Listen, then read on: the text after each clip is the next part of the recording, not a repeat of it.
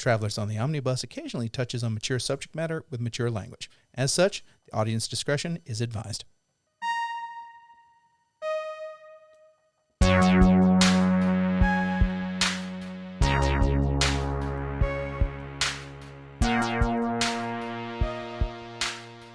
Welcome back to Travelers on the Omnibus, a field trip through pop and nerd culture. I'm still not woke up. I am your host for this evening. We have to wake up. Jody, how about this for Brady? I'm Jody Kite with that's just gonna put him to sleep. No. Brady Davis, Yeah, Ethan Skinner, and Hi, James everybody. McCarthy. Hello, everyone. I am trying to wake everybody up. If my energy is low, I will explain that in a second. Here, have this fast break by Reese's. My energy's not. low Okay. because I had 2 pounds of sweet and sour chicken from Fusion Restaurant. Why did you have 2 pounds? When That's a lot of pounds. You were going to get a reasonable check. amount of chicken, but then something happened. Yeah. Tell that story real quick. That was funny. So we went to Asian Fusion, which is as the name states, a buffet where you get different Asian delicacies. This was the first takeout buffet I've had since the pandemic. And the food was pretty good. Mine was. Yeah, no, high quality food. 10 out of 10 on the food. So I've been there several times, and usually when you get takeout, they give you like a nice large cup. It's like, I don't know, like 10 or so ounces, maybe even more. but that cup is for desserts and soups only. Right. Mm-hmm.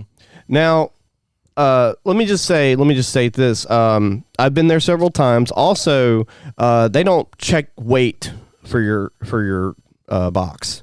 So usually when people go in there, they stuff it like all the way to the point of where you had to put your soup on top of your lid so it doesn't pop open and looks like you're, Ebenezer Scrooging it. Yeah. And I walk in and there's a hostess there I haven't seen before. And I'm like, hey, they usually let me get rice in this container. Oh, that's going to be extra. Oh, okay. Now, to be fair, there was a sign on there that said anything other than desserts and soups would cost extra. It was like $1.50. Right. Which is understandable, but I've gone there like 3 times and it's not been a problem because rice costs them nothing. Yeah. We're talking about steamed white rice, by the way. There's nothing fancy in this rice. Okay. So she's like, no, that'd be extra. I'm like, oh, okay. So I crammed 3 pounds of sweet and sour chicken into my container. Nothing else. No filler. All meat. So I got like $30 worth of chicken for $14.95. That's like the most. Take that, inflation. Yeah. That's probably the most passive aggressive thing I've ever heard. It was also passive aggressive. We went to get our order paid for, and she asked me, do you want both of these in the same bag? And we're like, no. And then she's like, paying together or separate? Separate. And then she looked at me for like a minute because I'm not going to just hand you a random amount of money. Yeah. How much is it? Oh, for one person, it's $14.75. Oh, okay. Like the image in my head is she turns to you, is like, are you guys paying together or separate? You're like, separate. She like looks at you and disgusted, like, what? Yeah. What's that? Yeah, she was just doing it to be facetious. Also, while putting my condiments in the bag that she handed me, she kept dropping them. Mm-hmm. I was like, oh, ma'am, I've got it. No, I've got this. I'm like, Yeah, she was somehow makes me think you don't, but She was increasingly frustrated because I asked if I could have rice in the container and then mentioned that I've done it several times before. And so that was an experience. You were trying to pull the like respected customer thing. It's like, I've done this all the time. Yeah. Why can't I just have some rice? Well, It's not only damn. an issue. Yeah. Instead of getting the rice, I got their lovely tiramisu, which probably cost them more than, a little small container of rice. But, that's neither here nor there. I'm not being petty, maybe a little petty. You are being catty about rice right now. Yeah. I am 100%. Well, let's talk about what we've been doing. I'll start since we, I ate the rest of the General So's chicken that he didn't get. Yeah. There was nothing left in the pan. Yeah. There was not much left in the pan when I started. The food was very delicious. Yes. Asian Fusion. We thank you for your fine cooking. Yes, maybe Get maybe that up. make your future hostesses fill out a personality form. For any sort of I situations think in that's there, the right? least of Yeah, their you got to issues. find out if she's, what is it, like IFMB or whatever. I don't know. Is that the movie review site? No, it's they have that personality test where it's like different categories and you find out which, I am Facebook. it's like one of them's like introvert, extrovert, and then like I can't remember. I know what you're IE, talking. I know what you're talking I about. before E except after C. I don't know what they're. I think it's like a Myers-Briggs. So I test or started something playing like that. I Fallout don't know. 76 this Cool. week. I've got about 5 levels into it. It's all right. It's definitely closer to the actual Fallout experience than most games are. Oh my God. For example, Fallout 76. Cyberpunk 2077. Mm-hmm. Don't make a game that has 78 in it or it's going to be a bug-filled mess. It's the at next least on bug-filled launch. mess sequel. On launch, it was a potato, just like Cyberpunk. Yeah. But I acquired it for free from a friend just for a little bit, just to play it out and see how I like it. And it's all right. Unlike Elder Scrolls Online, which doesn't, to me, facilitate any sort of Elder Scrolls experience. I have no idea what the fuck they were trying to do there. This is actually really close to the Fallout experience if you played 3 and 4. So I enjoyed that quite a bit. And then I watched the Woodstock 99 docu-series. It's like 3 episodes on Netflix. And boy, a lot of stuff happened. Yeah. There's a lot of stuff that if you were around during that time period or may have heard stories, all those stories are pretty much factual about what went down, but you see how everything slowly escalates. Like at the end of day 1, all of the event organizers are patting themselves on the back and they're having press conferences and everything is great. And then the second day happened, and at the end of the second day, they had the same fucking conversation just after Fat Boy Slim was playing in the Rave Center, which is like an area in the venue that opened up after the concert stopped at midnight. They had a rave area that was in a fucking aircraft hangar. This was on a military base, by the way, so it's all tarmac, no grass, in the middle of summer. And they took snacks and drinks from the fuckers entering the facility, so they had nothing when they walked in except for expectations of, reasonably priced water and things of that nature. In the middle of the Fat Boy Slim concert, little spoiler, some venue goers acquired a vehicle and they were surfing on top of it, driving through a full crowd of 40,000 people inside of an aircraft hangar. So that's just one little tidbit of the insanity that occurred during Woodstock 99. The portion of that documentary that still stands out to me, they did the press conference afterward and said, listen, there were only 3 rapes. We were unaware.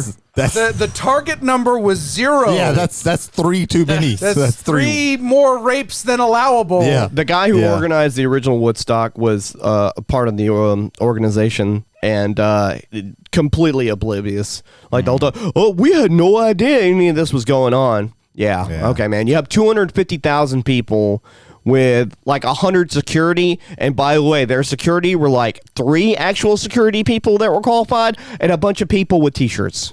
Well, at least they didn't get the Hell's Angels. Yeah, I was about to say, it's still better than Altamont. That is very true. There's also a point, I'm just going to touch on this before we move on, where a guy that was working, quote-unquote, security had somebody walk up to him and was like, hey, is there any, how can I get to the backstage stuff or whatever? It was like, well, you can buy this t-shirt for $500 because he had a spare t-shirt. I mean, he wasn't qualified either. Yeah. So, I mean, qualified for that hustle though. Yeah, he hustled. That's pretty good. Yeah. He hustled. It was day 3 when the sound towers came down. Yeah. That shit was, I cannot believe they went all the way through. Like, I cannot, Red Hot Chili Peppers played at 7:00 on Sunday. They were the final band. They were the final band, and they're like, they just shut the show down. They're like, all right, everybody go home. They didn't do that though. No. They didn't do that. They didn't go home. No, they did not right away. They stuck around for the rioting and the burning. There was lots of it. They had to send military police in. Yeah. So even though you heard a couple little tidbits of it, I highly recommend it if you like, insane documentaries of poorly organized events of that stature. Also, if you're thinking of having a music festival that is supposed to either rival or bring back the legacy of Woodstock. Just don't. Yeah. Just don't. Just drop it. At one point, Or if you are, foot the whole bill. That is true. Yeah. when on day 2, when most of the vendors like ran out of product eventually because you can't gauge 250,000 people. Yeah. You know, the few vendors that were left were charging $8 to $12 for a bottle of water. Yeah. In that sounds about right. 1999, the water was already $4 a bottle when they went in on day 1. To put that in perspective, before the show we went over to the local Exxon because it's a convenience store, and I bought 2 bottles of Smart Water. So already pretentious water, so you're gonna be paying out the ass. But it was like $2.50 for each bottle, so it was like $5. Bottled water and 20-ounce drinks had not been around for that long. Yeah. A bottled water was 69 cents, like Nice. anywhere else. So, yeah. Cluster fucker show. Yeah. Jay, what have you been doing? How am I supposed to follow that? How am I- Figure it out. It's like, okay, Spelljammer. We had the 3rd episode of it with my friends from work. It was pretty fun. We brought in a storm cleric. It was good. I brought in gray aliens because I think that's funny. Yeah. I had them shoot lasers at them, but only one of them can be hit by it. And he doesn't know why yet, and we're gonna find out in the next That ought to be episode. I know hilarious. why. I know why, because he was kidnapped by phasing aliens because he's a storm cleric, and they were going to use his electrical powers to blow up a moon that they've set many, many explosive charges around because the core of it is a solid nugget of gold, Oh, okay. where they built the Hard Rock Hotel Casino in wild space. I asked the band before this next. Does the crew find a rock in space? The crew finds a planet in space, or the crew finds a dead god in space. And say, we just want to go with the tame thing, which would be the rock. But it was the Hard Rock Hotel Casino. Guns N' Roses is playing there. The actual Guns N' Roses. Axel and Slash. Cyborg Iggy's Axel. there. Yeah. Is it Iggy or Ziggy? It's Iggy Iggy. Stradlin. Yeah, Iggy Iggy. Stradlin. Yeah. Izzy Strat. Izzy Stradlin. There you Jesus. go. There you go. Iggy Azalea is somebody think- we were crossing over there. Last I saw, they're actually all back together. Yeah, they're all, because I that's, think Duff isn't there. yeah. Duff McGagan. Duff wasn't there to begin with, Well, but that's that a is whole, true. that's metaphorical. Most of them weren't, There you go. dancing with Mr. Brownstone. Yeah, every If I had to deal with Axl Rose, I would probably check out mentally as well. well, I Completely mean, disassociate. Buckethead, and that's all I'm going to say about that. Oh, Buckethead, like Buckethead couldn't has handle Axl Rose. Buckethead has like 2,000 albums with different side projects. I did involved. enjoy the free Dr. Pepper I got for Chinese democracy. Oh, Nice, Very nice. nice. So yeah, Spelljammer. So far, I'm still enjoying the product. It's very nice. I had them meet a plasmoid, which is pretty cool, and I had him talk like, "Well, how are you doing?" Because he's just a big ball of Blob. gelatin. It's just Yeah. what it is. It just sounds like he's constantly underwater. Like, more along the lines of like he talks a little bit, but when he stops talking, like it's like when you slap some Jello and it has that little wiggle to it. It's basically what it Zoidberg It's from just that Futurama. they Yeah. just have that sound effect like whoa, whoa, whoa, whoa, whoa, whoa. is. There you go. So yeah, that's, What else you been up to, That's Jay? literally That's it? That's literally it. Ethan, what have you been up to? I me. Well, Are you? I think so. Last Let's week, not get Descartes on this shit yet. God damn it. We're only 15 Descartes minutes in. walks into a bar. Yeah. The bartender looks at him and says, "Hey, will you have a beer?" Descartes says, "I think not," and he disappears. A horse walks into the bar. The entire bar leaves, noticing that this is going to be a dangerous situation. Yes. okay. Horse walks into a bar. Bartender says, "Hey, why the long face?" Horse says, "Not today, Earl. My wife just left me. I'm tired of your shit. Just give me a beer." Well, last week What's in our green town, and has wheels? Grass. I lied about the wheels. That's my favorite one. I like that one. Ethan, what have you been up Ethan, to? did you know that there are two types of people in the world? Those who can extrapolate from incomplete data. yeah. What's the second So- type? You don't know. He doesn't know. You're type 1. Last week in our time, that I went to the Shinedown concerts in the Coliseum. Oh, you got to meet Bob Shinedown? I didn't meet Bob Shinedown. Oh, However, fuck. Why wasn't he there? What the fuck? I You got robbed, know. man. Oh, he got robbed, all right. He bought that jacket. hey, I am enjoying that Hey, jacket. I legitimately said it. if it didn't have like Shinedown written all over it, that's a cool jacket. It is a cool jacket. If I didn't know what the symbolism was and the word Shinedown wasn't on it, that's a cool jacket. Trust me, no one knows what the weird hieroglyphs are on the other sleeve. No one knows, including Shinedown. Bob Shinedown doesn't even know what they are. Shinedown has no clue. But that looks cool. Throw that shit on there. Bob Shinedown walks up to the jacket, goes, "What's Shinny Down?" I don't know what Shinny Down is. But no, it was a good show. Jelly Roll opened for them. I don't really listen to him. I would actually be more. I very much enjoyed it. Sorry, I'm sorry. I knew you were going to say it. I didn't mean. I'm sorry. Don't apologize. Express yourself. Don't repress yourself. No, the man spent a lot of money on something he loves. I'm feeling like shit, and I'm trying not to. I don't want to. You'd rather listen to Jelly Roll than I will you would let you have speak and not interrupt you. I'm glad you're not Probably. I'm glad you're not wearing one of your 15 Coheed and Cambria t-shirts. Yeah. But no, I enjoyed the show. I would have preferred it. And yesterday, I went with another coworker of ours, and we went gun shooting up in Socher, I believe. Yeah. That's a good place to go gun shooting. Yeah, that's a good place to go gun shooting. At a gun range, right? For anecdotally, yes. Okay. For anecdotal. Yeah. This is South Mississippi. You're just shooting to some trees and you're fine. But no, it was my first. I was going to say outing. strip mall, but whatever. Jesus Christ. Not an active strip mall. Oh, one of the dead ones. Okay, that's 5-minute cool. preamble. Here we go. That's cool. It was my first gun outing. He informed me on gun safety and all that. That's good. You need that. No, like real talk. If you're gonna shoot and practice a safe gun. Had a very fun time. That's it. Yeah. Okay. What all did you shoot? We shot at targets. With what did you shoot with? Is what he was implying. What firearms did you shoot? He brought some of his pistols, some ARs, shotguns. AR-15 AR-15 is fun to shoot. Mm-hmm. One of his buddies, he brought an AR-15 modifier attachment where it was like a can shooter. So we just put a lot of like Diet Pepsis in there, shot the cans. Okay. Actually shot 2 of You them. know what's really fun? Tracer rounds. Okay. I'm not that gun knowledge. Clearly. Tracer rounds are rounds that you fire. You can fire into like the night, and you will like see them actually, like they light up. Don't ask me how. I'm not that much of a gun guy, but like, sounds fun. But no, there's also smoke tracers, right? Like I think so, but I to be honest, like haven't been interested in firearms in a very long time. Like it's just all of this is past stuff knowledge. that past knowledge from when I was really heavily into it. I had a fun time. So yes, that's me. Brady, what you been up to? So if you can't notice, my energy level is a little bit lower, and that's because I not too long ago I had a staff retreat that I had to go to and experience. Hated it, yeah. But while I was there, the one good thing is that they said, hey, if you don't want to drive all the way to Jackson in the morning time, we'll pay for you a place to stay.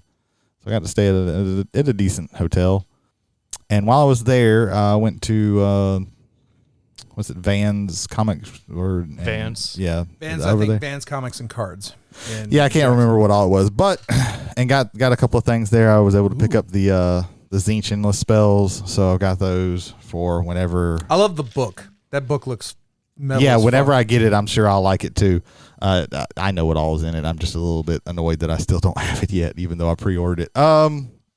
That's neither here nor there.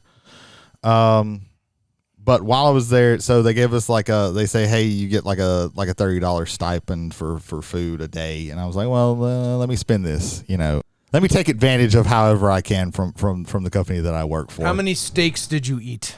No steaks. I went to a place, that's that's very near to Vans, called the Dogmud Tavern. Okay.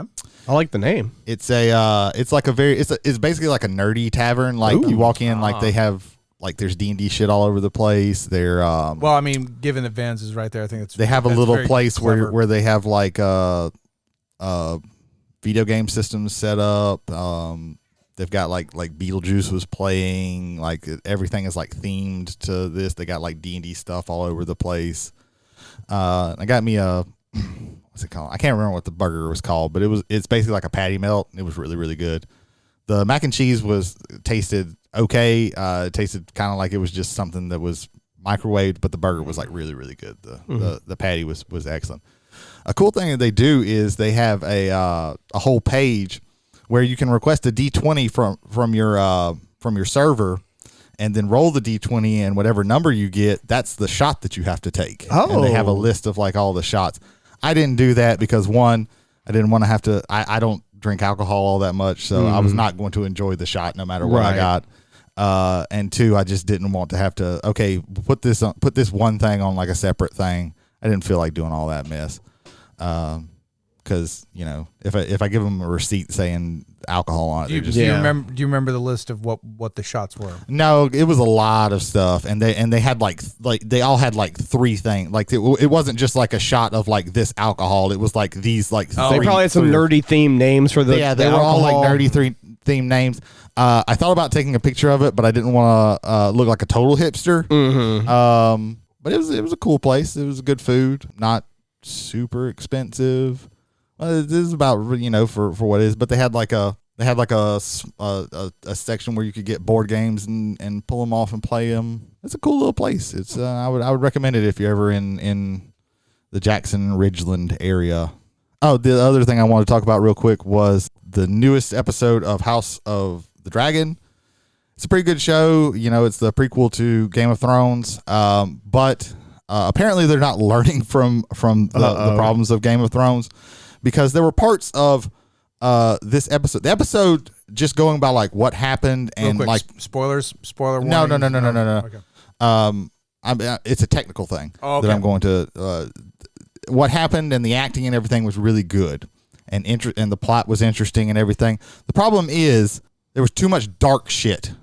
Like they're outside because they're all standing around talking, and then it gets dark, and so we have to watch everybody kind of in the twilight day, like almost and then people are walking on the fucking beach and it's dark and it's like, come the fuck on, come the fuck on. Yeah. You can't. And then what's really bad is people were complaining about it, and HBO decides that they're going to send them like messages, texts, and like tweets and saying like, oh, that was a creative decision.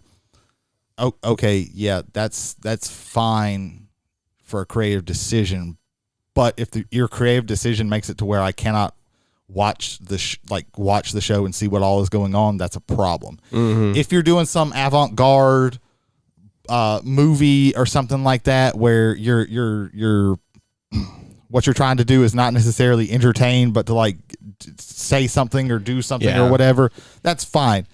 You're a fucking HBO show. Your job is to entertain people and to have people watch your show. Yeah, you can afford lights. You can light that where it looks like it's night. Again, Game of Thrones, one of the best episodes ever of it was the 9th episode of season 2, Blackwater. It takes place in the dark so they could hide some of the CGI and stuff like that, but you can see everything that fucking happens because they know how to fucking light it. And I don't know what the fuck happened to where they're just like, oh, we're not gonna light this. Like in season 8, like the first episode in season 8. Like even with that, it's annoying, but there is like an actual creative decision because you're also wanting to like hide a little bit of the CGI, but you're also like, there is the idea of like the darkness fighting the light fighting the darkness, and sort of building tension because you can't see what's about to happen soon. That doesn't necessarily excuse it, but there's a reason. Right. There's really not a creative reason other than I just wanted to do it like this. I want to only use natural lighting and not do anything else. And you can make it look, I'm sorry, you can fucking make it look like natural lighting, but still make it to where you can see what the fuck is happening. Either that or don't write your scenes to where they're just at night. Like it's stop that. Like learn your fucking lessons. Like Jesus. Yeah, unless you're a fan of a very obscure 70s zombie film called Oasis of the Zombies, which is a film in which they used... I'll put that on put that on Jody Bingo and Obscure. Definitely. Paper mache. I was more along the lines of learn your lessons like Jesus. What, get nailed to a fucking plank of wood? Goddamn. That'll learn you. They used the light of the moon, which was not always full, and they had paper mache masks for zombies, but you couldn't tell because you couldn't see anything. And it was just them walking through the desert in the middle of the night through 99% of the film. It's worse than Manos, the Hands of Fate. Day for night is such a hard thing to pull off, whether it's the 60s or even today. Mm-hmm. Well, nowadays you can do things on the in Mad Max Fury Road, the parts that take place at like night, that was daytime, and they digitally corrected it to be nighttime. It's possible to like make it look good, where you can like. There's another example like that shit. You could tell that it's night, but you can see everything that fucking happens. And that's like 8 years ago. So, and this is just two people walking on a beach talking about very important things, and you cannot fucking see them. That's not that saying that's a creative decision is a cop out, right? Because it looks bad. I'm sorry. Like, I keep trying to give, like, I still like the show is good. It's just like that was very annoying because it's distracting. It distracts you from the show because you're like squinting, or you're like, well, do I have to just turn out all the fucking lights and to watch this show? Like, for fuck's sake. So yeah, that's what I've been doing. All right, cool. So we've got no customer feedback this week. I'm at traveler feedback. Passenger feedback. You're the travelers. Whatever the buzzword is.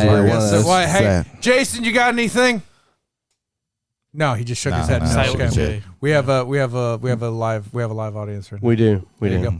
But ladies and gentlemen, if you would like to leave passenger feedback, travelers on the omnibus at gmail.com. Again, that's travelers 1L on the omnibus at gmail.com. And thank you for catching every single word that comes out of our mouths except the ones that we edit out, and already we've had to do that 3 times. But that's fine. You're still here with us, and we thank you for that. You can catch us on Spotify, Anchor, Google, and that one with the fruit pear. No, that was the reference in iCarly. Passion fruit. No, that's Pineapple? iCarly, Victorious, and Salmon Cat.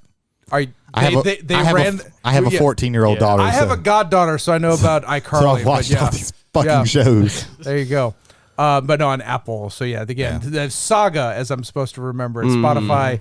I said Amazon. I tried to get on Amazon. Saga, that's a good the Amazon good comic book. Yeah. Oh, there you go. But yeah, let's try this one more time. Spotify, Apple, Google Play, and Anchor. Again, if you are enjoying it on this and you have friends who would like to do it, but listen on other things.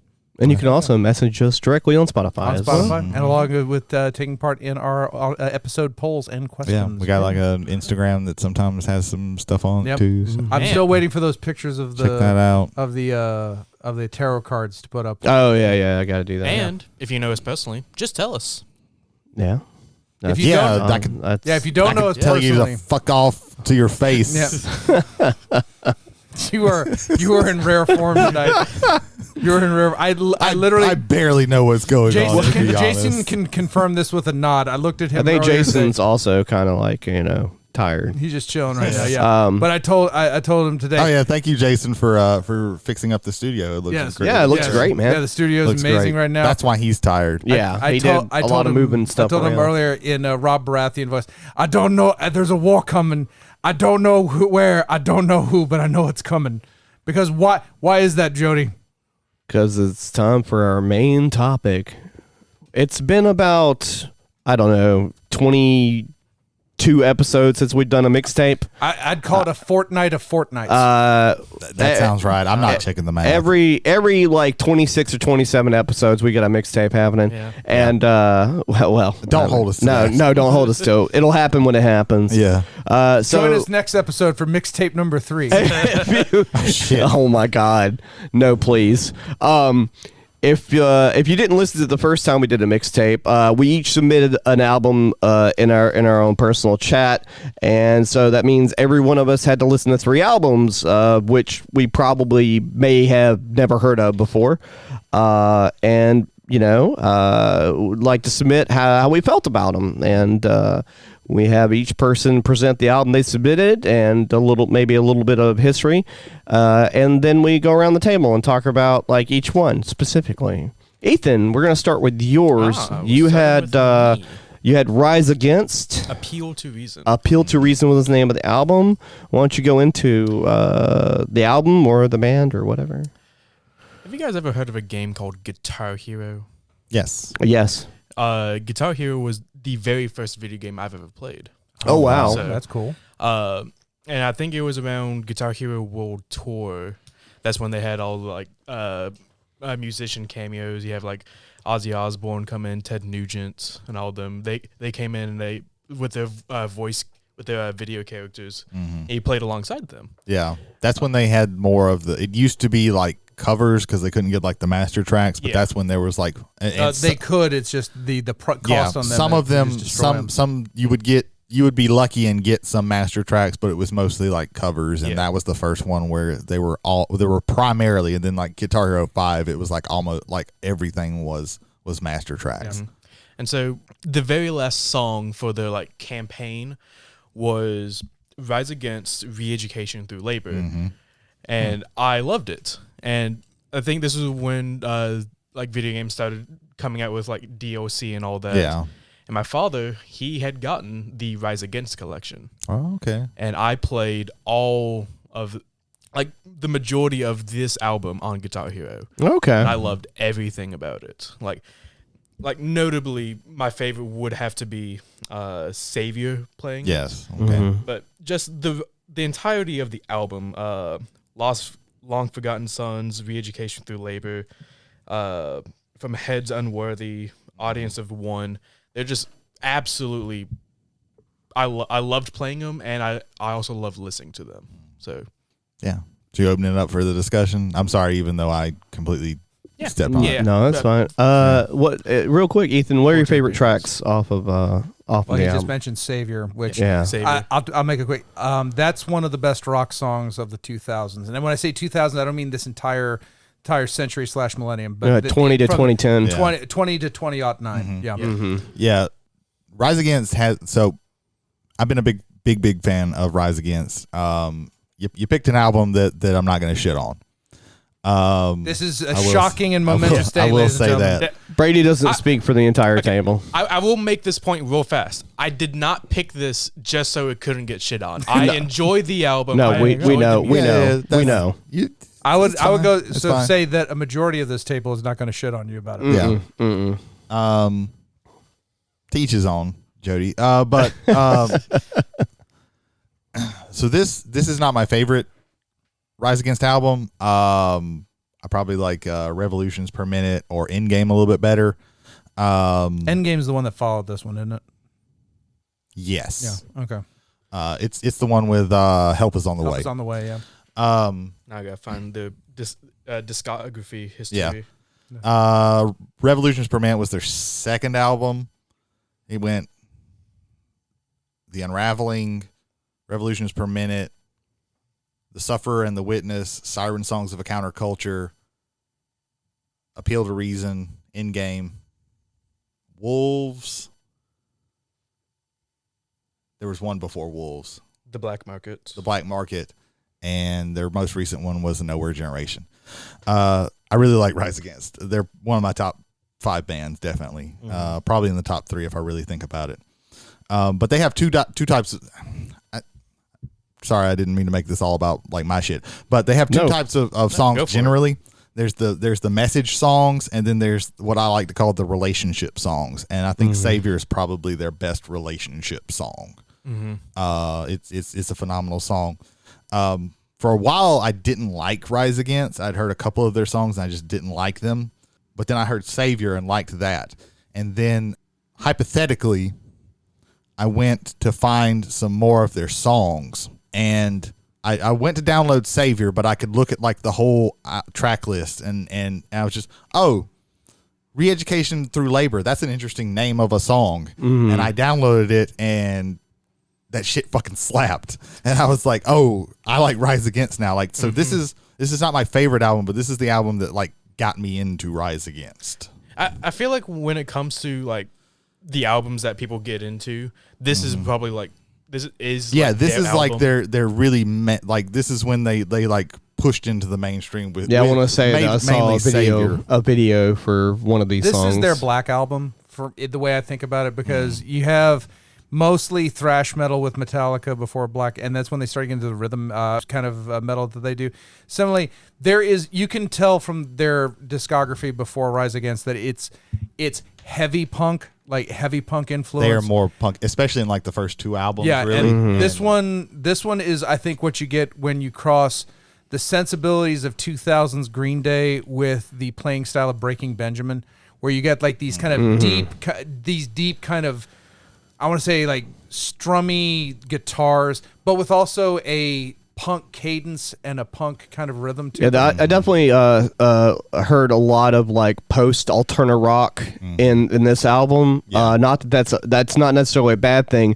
Again, when I talk shit about like any of the quote unquote bands in this time period, it's normally about the singer. Like the music's fine, like no, they're not comparable, but I can deal with the music, but the singer will kill me. If the singer is of a specific style, will kill me. And the vocalist was for me personally was all right. I didn't I didn't have a problem listening to the album. It didn't give me a headache. Yeah, See, I really like. I'm biased. I like everything about this band. I have issue. Members, well, I'm not really you know a lot about them, Brady, and you listen to a lot of their stuff. And Ethan seems to know at least about this album. I don't know how many other albums you listen to about I them. think this and the one previous to it. Siren Songs were counterculture. Now I did. No, the Sufferer and the Witness. Suffering. Okay, so I got those a little bit out of. I mean, Siren Song, then Sufferer. Sufferer is really good too. A little analytical only in the terminology of calling them a. Now I haven't listened to their earlier stuff, so I can't say that they weren't like heavier on the punk side of things, because I heard punk chord progressions in some of their music. Yeah. But most of it, I didn't hear that. Those opening 5 tracks, they're- you hear the punk more than they're- the rest of the Then the album. rest of the punk album, adjacent. it definitely kind of They're not so punk that like, because I'm not a big punk fan. Like Right. that's one of my, when it comes Right. to like rock especially, that's one of my least favorite subgenres. But they're in that.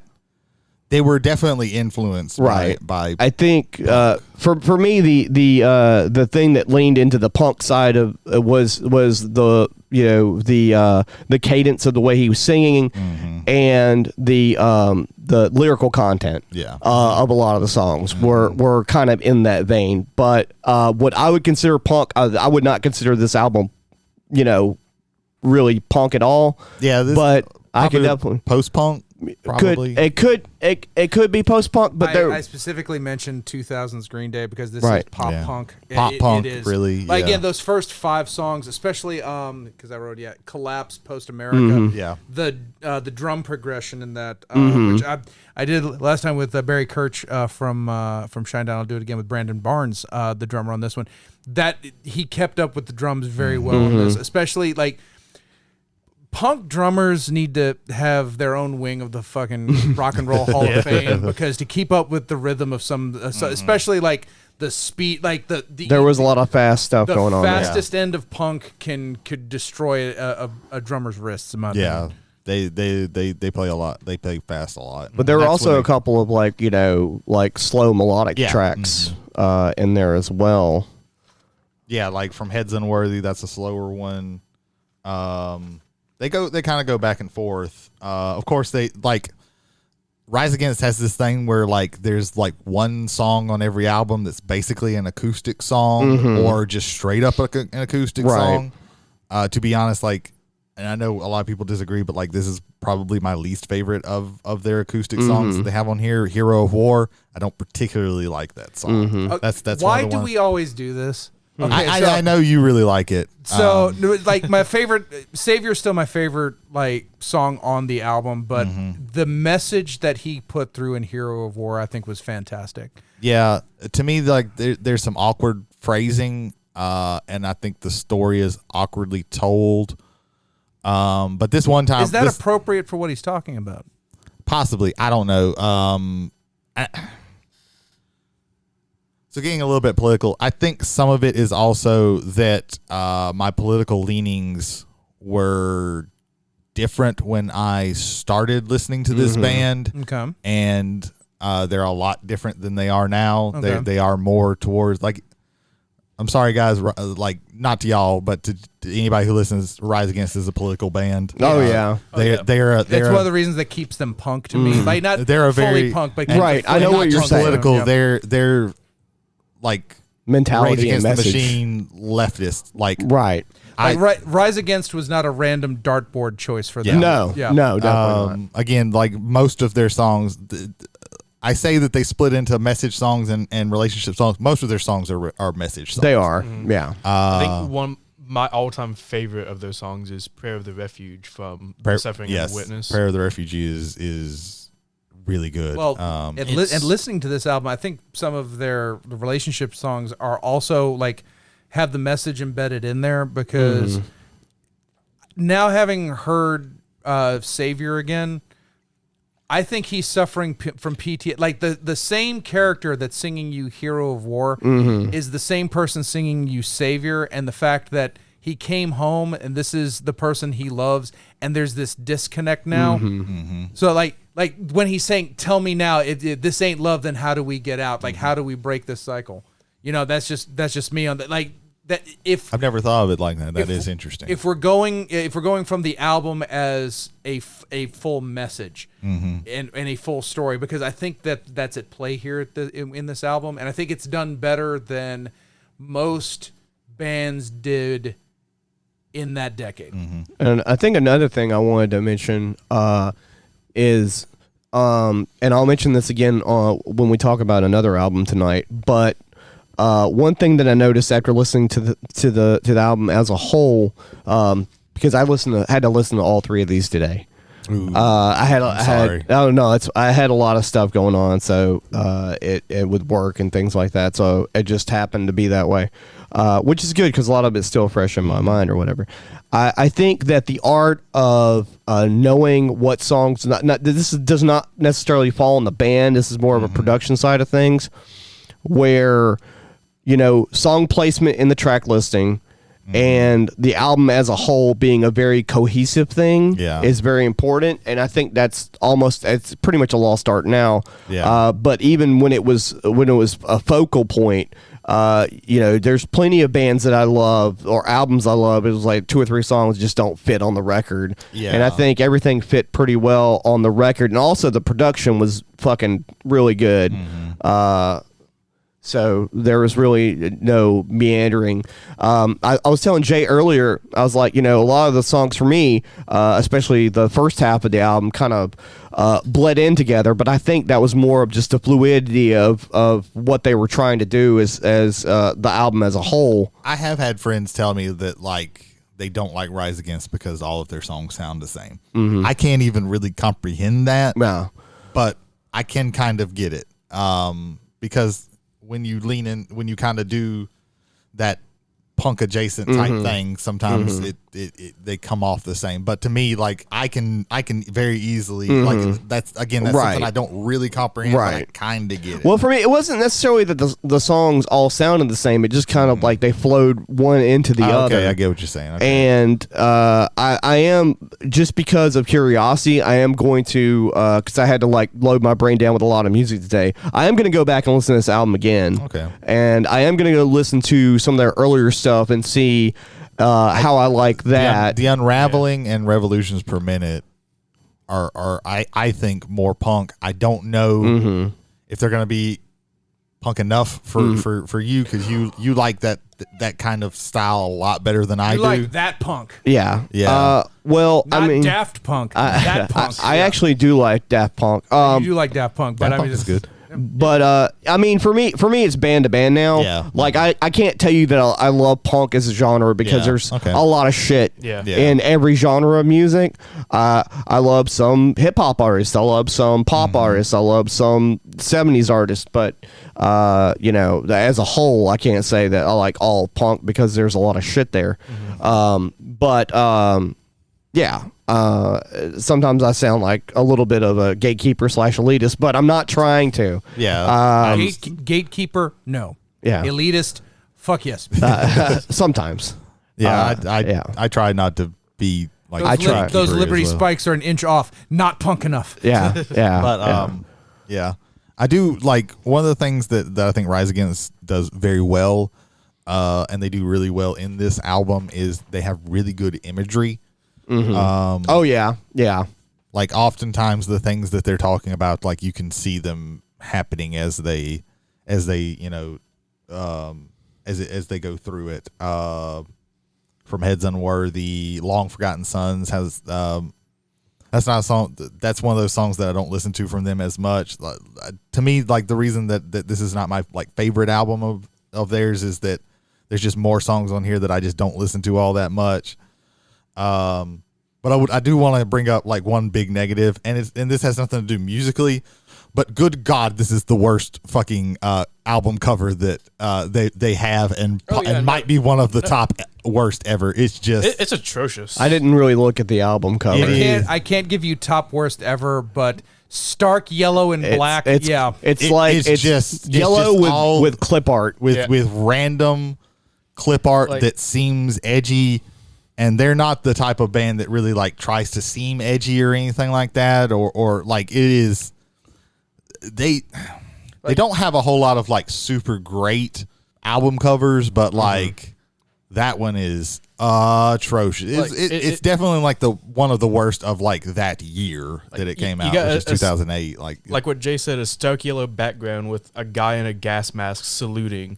in clip art Is he style. saluting or is he shooting I himself think in the he's head? shooting himself in the head. I can't tell. And then there's like a that's a baby. problem. A baby with his umbilical cord getting cut with an scissors. umbilical cord that is actually an electrical cord, and then it's being cut. There's just like I think there's like a missile on there. Something like it is you got just an artillery gun in random the background thrown together with stuff. barbed wire. We're doing bad album art right now. We'll talk about weird album art with replicas here in a Yes. little bit. Oh Spoilers. yeah. I don't have much bad to say about this album. So final thoughts. I'll start. Like I said, I'm gonna go back and listen to this album again when I'm actually able to just like soak it in and not be focused on driving while I'm listening. Yeah. And then also go back and like listen to some other stuff. I remember seeing a video from them back around that time period. So Savior, I don't know if that was a video. If they did a video for Savior. Yeah, there was a video. It was a weird video that didn't have anything to do with. It was like people had in like nothing- animal. It animal. had nothing to do with the song at all. It was like people in like animal costumes. Yeah, I running remember that. around or I something remember like now. that. They did a video for re-education. Re-education through labor had a video. That one was like a like a people punk anarchy. they were they're like they're like anarchy leftist type people. So they were like going around Setting setting bombs and bombs. stuff. I had I Hero think War had a one. I think during the time period when that came out, I was over like I know they're not a corporate rock band, quote unquote, but that sort of kind of came off just from the sound of it, just from the production quality and everything. I didn't really listen to any lyrics. I'm just like, like pretty much like you did, like where I was just like, this is not for me. But then again, just, This album didn't make them sellouts. The video for Savior made them sellouts because it has zero to fucking do with the song and is more just for like, look at all these visuals coming at you fast. Buy this album. Buy this album. That's it. did they have a video where they were in the subway train? There is. It sounds familiar. I think so. I think it was one of the older ones. Yeah. I get it confused because like I have like it's a kind of a documentary / like showing live performances. It doesn't, but I call it that because it's like live performances intercut with like, kind of documentary style making of things.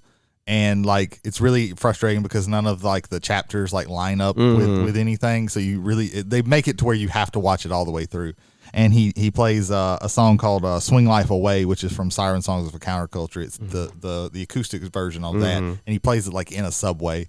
But I think there is one where they are on a subway. I think it's an older song, maybe from Siren Songs. So Brady, you have any final thoughts on? Yeah, this is like I said, this is one of my least favorite. Like, it's not one It's not. I just have a ton. Album. I just have a ton of Rise Against like on my phone. So if I listen to Rise Against, like I'm just going to listen to like all of it. Right. So I don't really like listen to albums of them too much. Mm-hmm.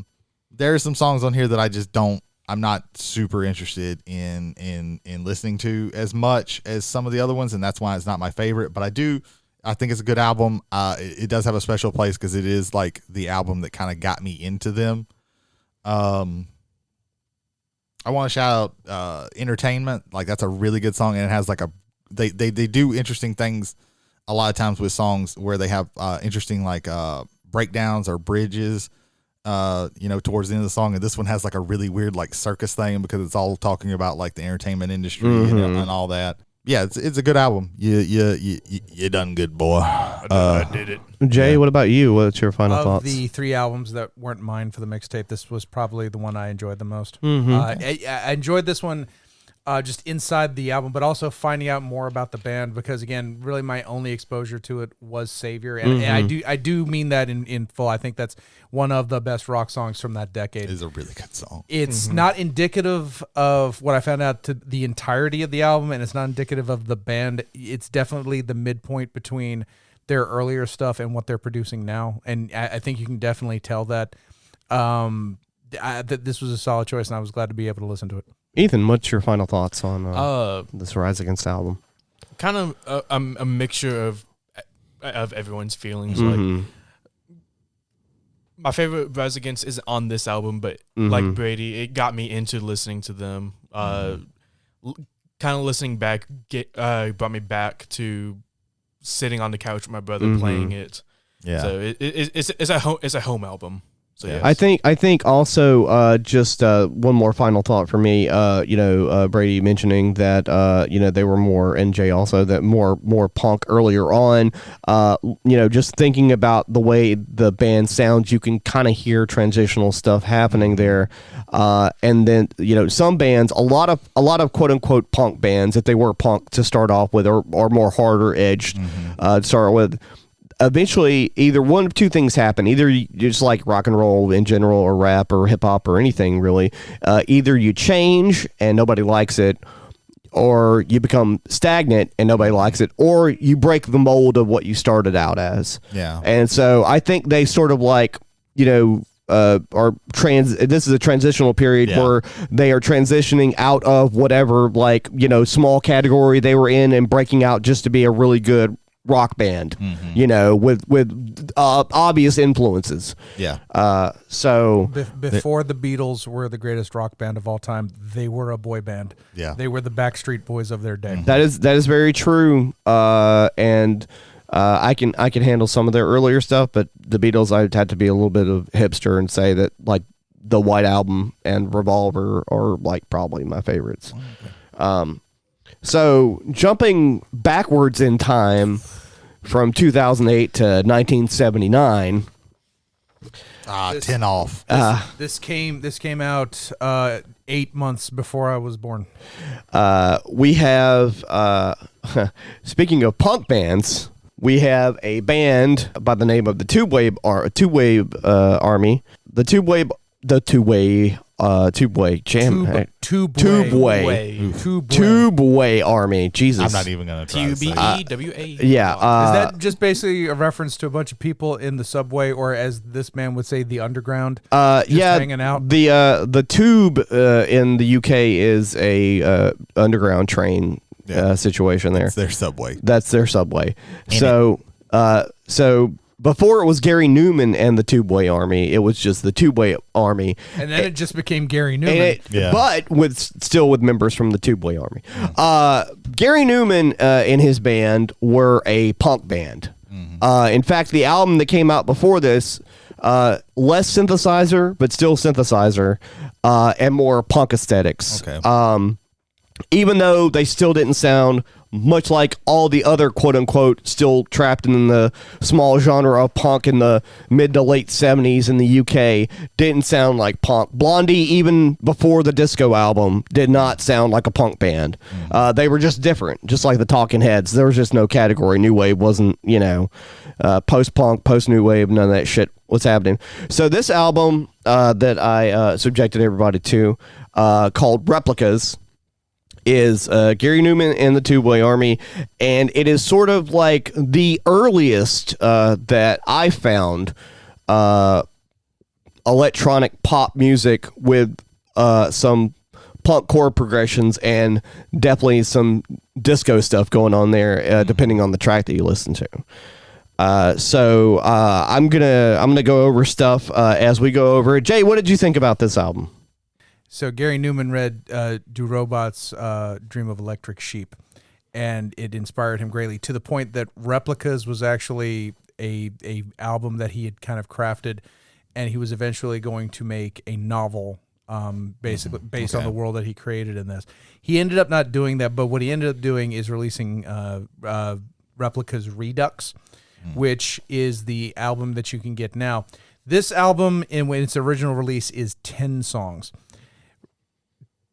Replicas Redux is 27 songs. A lot of it is remakes and demo work of the others of the core songs on the album, but there are some other fresh tracks on that thing.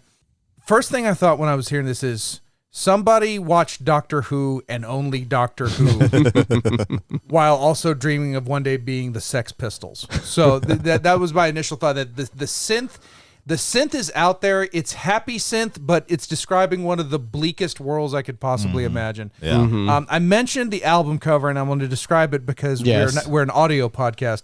So you have Gary Numan looking like a robot. Basically, they just kind of silvered up his skin and looking very like he was printed in a 3D printer. All black. Yeah, dressed in all black, looking out a window at his own reflection, but also like the world in front of him. The reason why I want to say that is because the first song in the album is called "Me, I Disconnect from You." There are title tracks, and then there are album cover tracks. I believe the album cover was specifically designed for this song, "Me, I Disconnect from You," because he's looking out at the world and his own reflection, and the chorus line is "Me, I disconnect from you." And you're not sure which one he's talking about, if he's talking about the world or if he's talking about himself.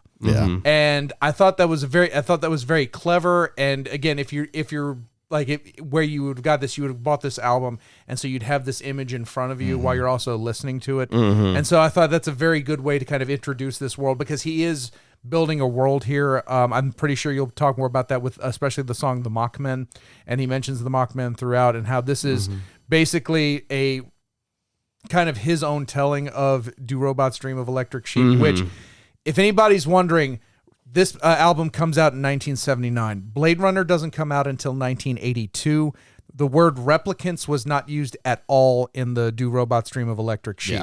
So he did not pull that from the book, and he did not pull that from Blade Runner, because I think it was from another book, if I'm not mistaken. I can't remember exactly which one. The term replicant. I'm talking about replicant from Blade Runner, right?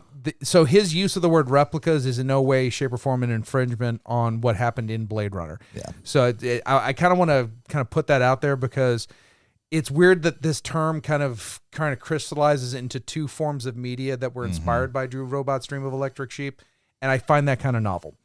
I'll also say that track 4, "Praying to the Aliens," I was joking about this with Jody in the car. First of all, it's because the chorus is "Praying to the aliens," and I'm now going to do that to you guys just in regular life. I'm just going to be kind of go out like Ethan. I will just walk the aliens, and then just because the way he does that comes out. Thank you, Jody, for introducing this. Yeah, it comes on so weird and strong, and just like, what was he trying on this track?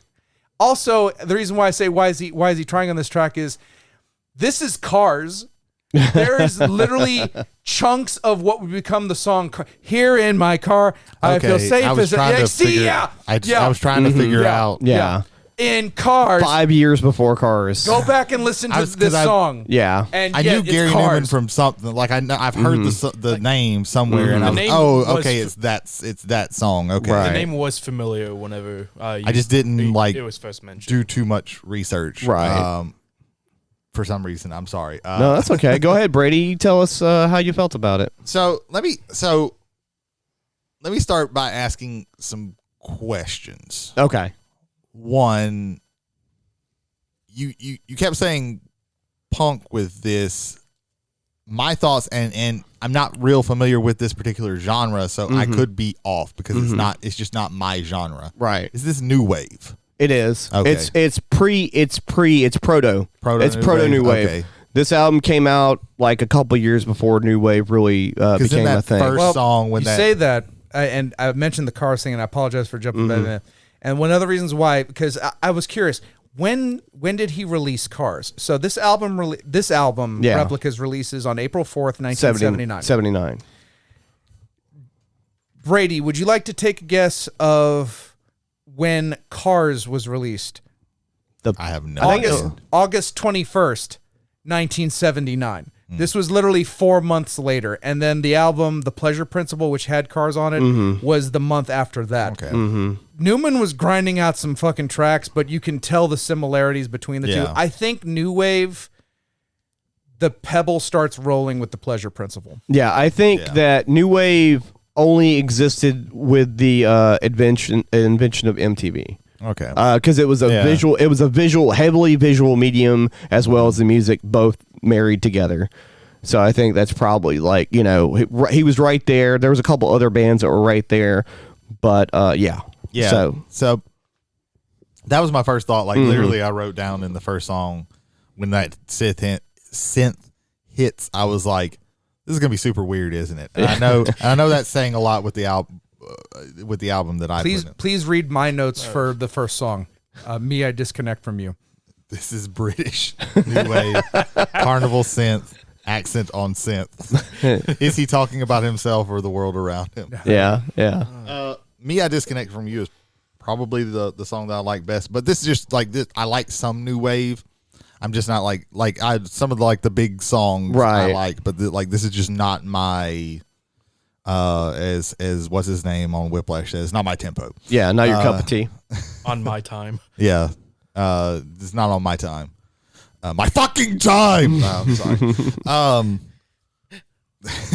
But yeah, I can see how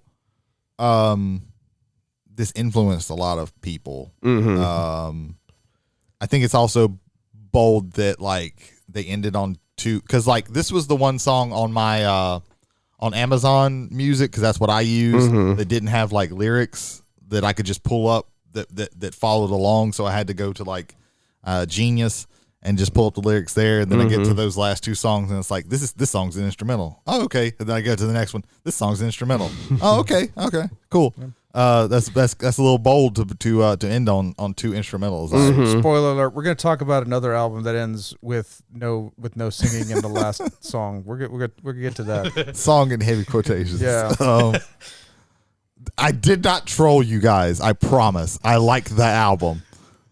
But anyway, this is not what we're talking about. This is not what we're talking about. Yeah, it's another question. It's supposed to be telling a story, right? Basically, yeah. It's got an overarching theme of. I don't know if it's necessarily like a well thought out story, but, right? Because it's less. Like you said, they kept talking about. I kept hearing the Mockmen. I always looked at it as though a lot of these songs were from different character perspectives, that maybe we're all in the same kind of story, in the same sort of world or universe, but not necessarily all connected to each other. Yeah, see, I don't think it's one continuous story. I think it's literally explaining this world that is inside of Gary Newman's head. Okay. I do. Another thing that I really liked about this was it was okay, here's all these songs with just wall to wall synth. We're just going, this is 80s as fuck, even though it's 1979. Right. Oh, here's a guitar song. Here's a song with no synth. And and you're like, You're like in a certain you're in a certain vibe, and then they hit you with that, and you're like, oh, okay, let me shift back. Nope, back to synth. Yeah. Here's another guitar song. And Right. It's like, okay, I appreciate that. It keeps you on your toes. Keeps it fresh. Yeah. Before Ethan adds his 2 cents Sure. to this, I did want to bring up 2 things. Replicas, I think, was my favorite song in this. It's more 1984 than Neuromancer. It's more of that. It's more of that Orwell style of like if you listen to our last about cyberpunk, it's less so cyberpunk to me and more so along the line of the Orwell dystopia. Like the Mockmen are just kind of not say in control, but they're these pieces of the world that kind of keep everything in line, which is, again, it's kind of sad and kind of, again, that you have this very energetic, happy synth on this very just depressing world when you start hearing some of the Replica is one of the slower songs too. And because Replica's like, I think at one point he kills somebody and it's like, hey, you kill somebody. It's like, I look like everybody else. Why? How do you know it's me? And just like the idea that there's this loss of individuality. There's this loss of uniqueness in this world that is just kind of there. And it's just, I think it really kind of hammers home in Replicas, which is the title track. And so I just, and then it must have been years. I only had 2 words, which was more cars, because it just cars, like those 2 songs in particular. There's so much of the rhythm and cadence and actual like almost loops in cars that are in that. That song was definitely like in the back of his brain. Ethan, what did you think about the album? I didn't like it. I didn't think you would. Like when I listen to something for the first time, I can give 2 shits on what message it's giving. If I will focus.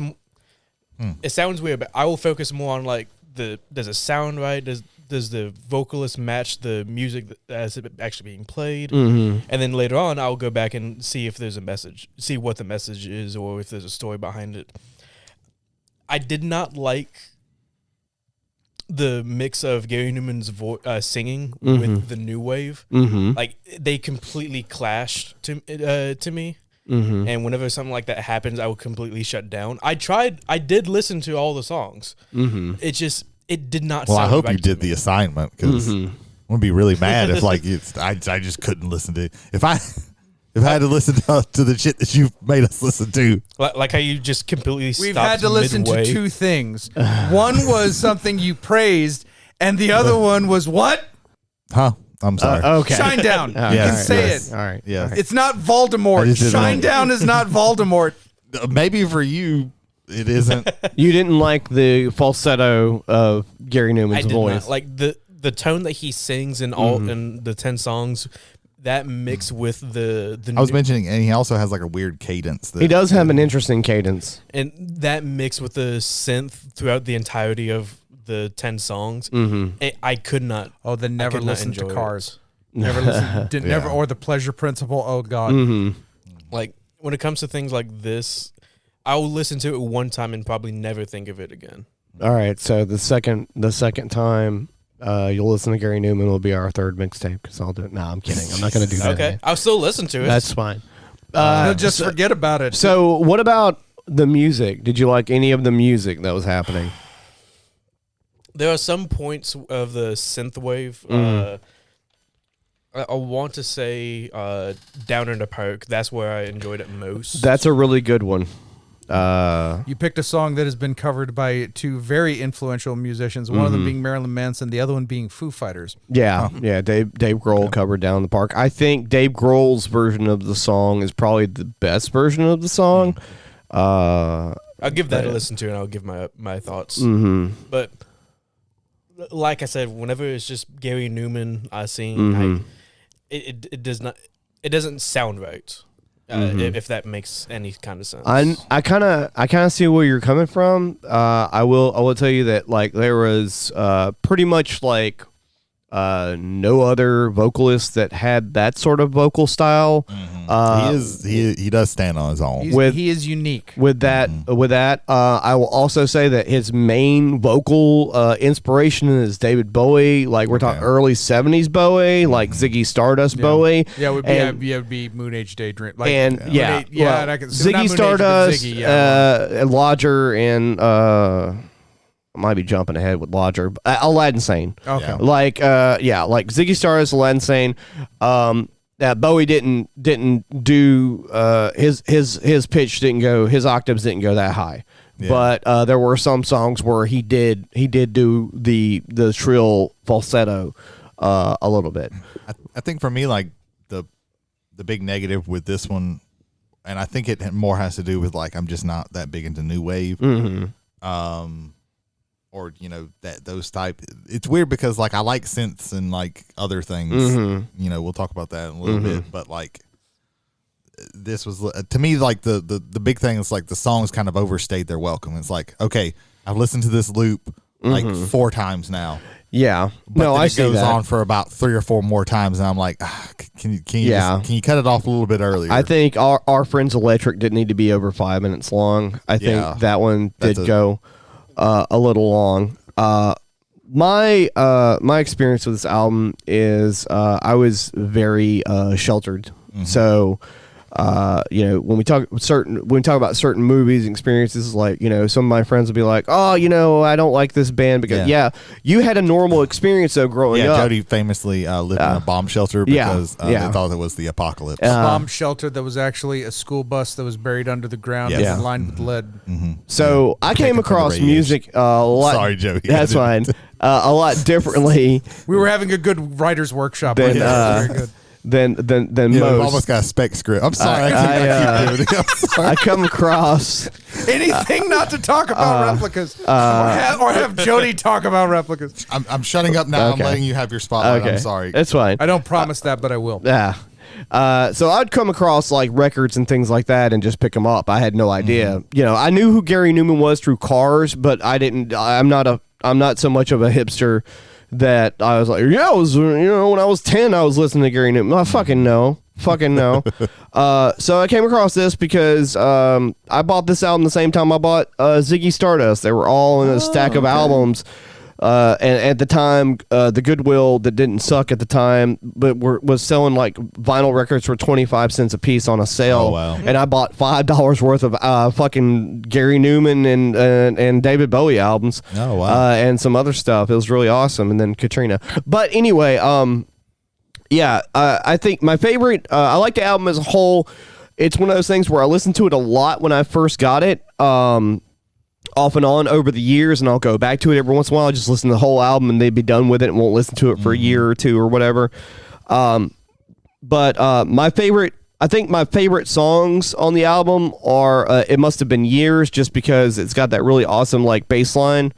I Like Me, A Disconnect From You, and Down the Park. I like all the songs except for Praying to the Aliens. I can't stand that song. It's really obnoxious to me. Aliens. Yeah. But Down the Park, a lot of these, like, if you will, I will say this one thing, Ethan. I know you don't like the man's voice, but if you look at any of the lyrics on some of these songs, the lyrics are pretty profound. The lyrics are interesting. And there was one, like, I was trying to follow along, and I was like, I literally wrote down on one of them, I think it Must Have Been Years. I have no idea what the fuck's going on. Right. Like, I'm trying to figure it out, and I'm like, I'm drawing a blank. I'm trying to find it. But I think it might have been the other 2 albums that I had to listen to. I had a better handle on because I'd listened to them a lot, and I knew like the background and everything. And this was the one that of the 3 that I went into absolutely cold. Like, right. Two of the albums, like, I was very familiar. One I was super familiar with, and one I was really familiar with, and then this one was completely brand new. So I was going into I was a little baby when it comes to this album. Ooh, it's been a while. It's been a while. I'm gonna end Hello, mine. my friend, we meet again. Please don't tarnish Gary Newman with. That was the most sincere please don't you've ever done on the show. I'm gonna end mine on quoting a paragraph from the Mockmen from Gary Newman and Tubeway Army Replicas. I saw him turn on like a machine in the park, saying, "Please come with me," but you've been there before. I saw him whir away into the night like a nightmare on wheels, saying, "Never again." So weird shit. It's definitely some weird shit. Weird for 79. Mm-hmm. So that's saying quite a bit. See, I don't know. You have the prog rock era that I think is coming to an end. Disco put a lot of cocaine in a lot of people, so I think this was inevitable. Even during that time period, there was nothing that sounded like that, and from that time period. I did think, and this is years later, but I did think of Styx's Kilroy was here. Like, I think if this could have been turned into a new wave opera, I think Gary Newman would have done it.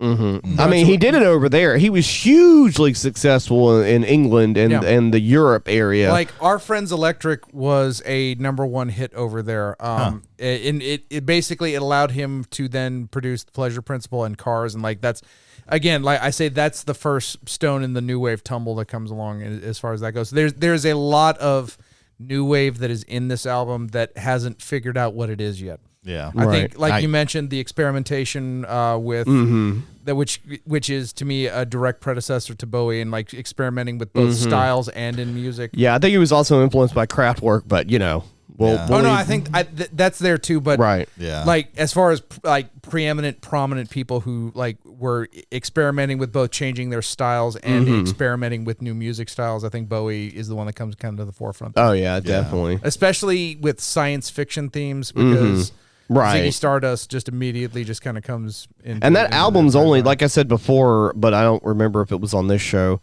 only the B-side of that album is Ziggy Stardust and the Spiders from Mars. The A-side of that record was like just a bunch of songs. So, all right. So, moving on, Brady, what did you submit to the bus? So speaking of weird shit, I chose from the experimental hip hop group Clipping. Period. Yes, period. Period. All in lowercase. Yes. There existed an addiction to blood, which comes from a song that is sampled in one of the songs that are in the album. Clipping was founded in 2009 by it's three people. Two of them you're not going to have probably heard of. One you're probably pretty familiar with. The rapper David Diggs, who you may also know as Thomas Jefferson / Lafayette, in Hamilton, and then two producers, William Hudson and Jonathan Snipe. One of them went to high school with Diggs, yes, right? yes. I can't remember which one. I remember seeing that when I was looking. Yeah, because one of them was from Diggs's high school days, and then one of them was after he had gotten into music days. Yeah, from what I understood.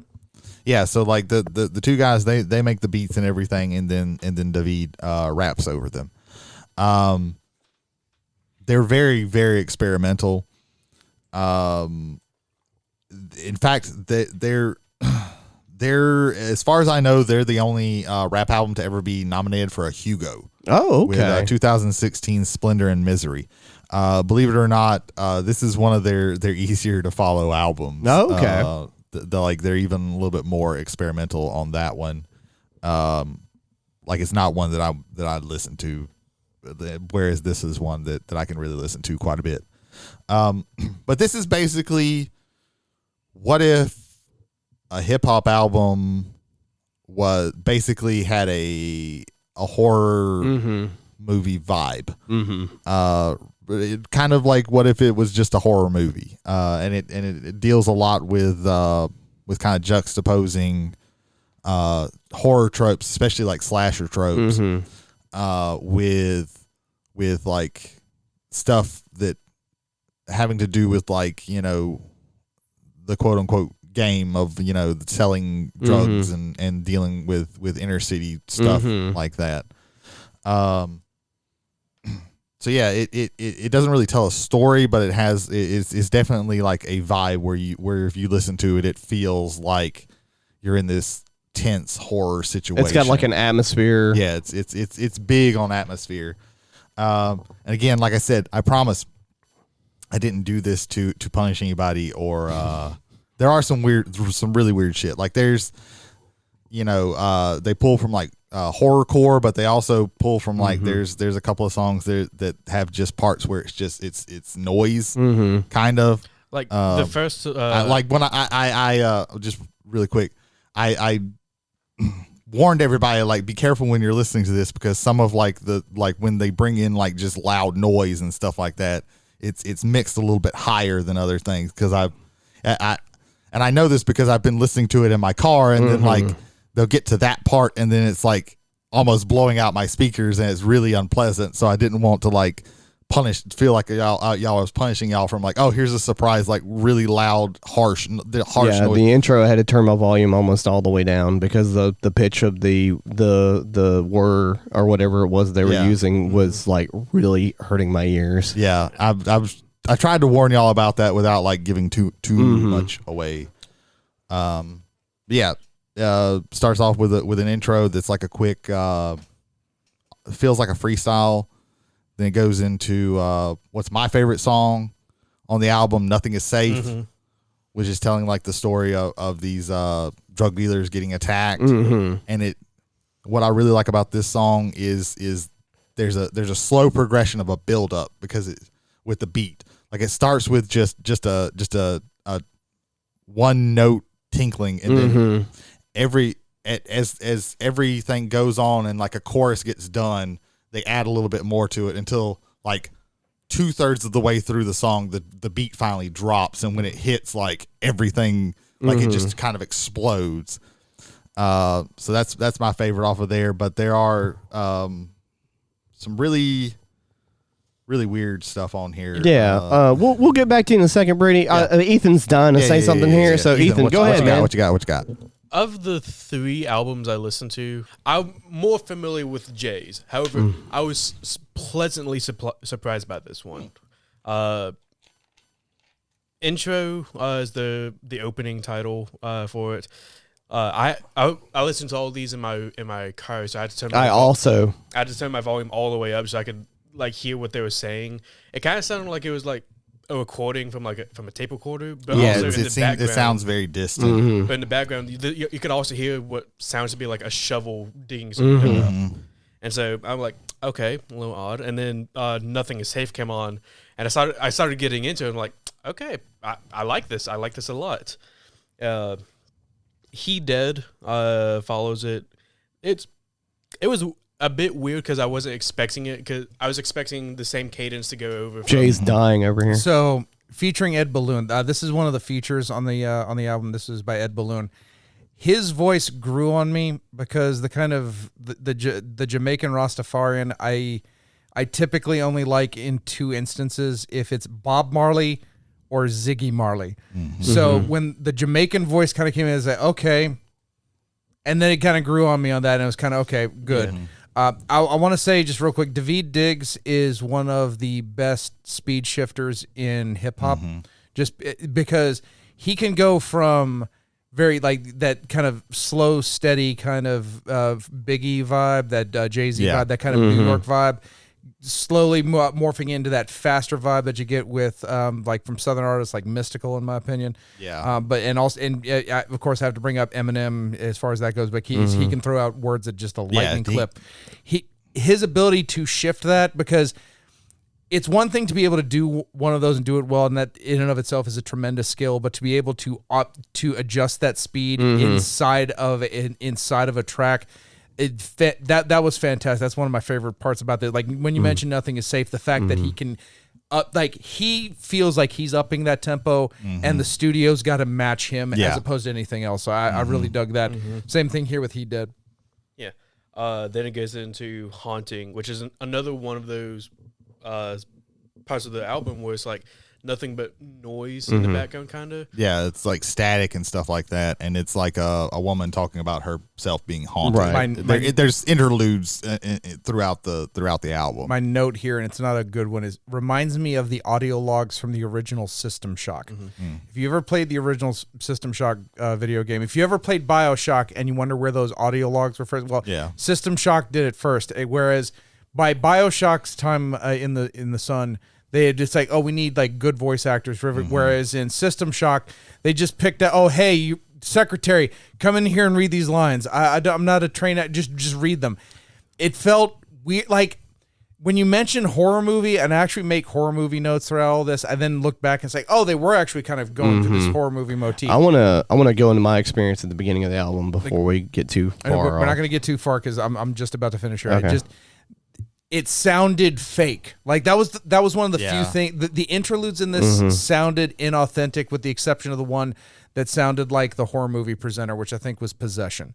Yeah. Or not Possession. What I mean by Possession is it was presented like an interlude while watching a horror movie, like on WGNO, and then Morgus the Magnificent would come on and then try to pantomime something from the movie.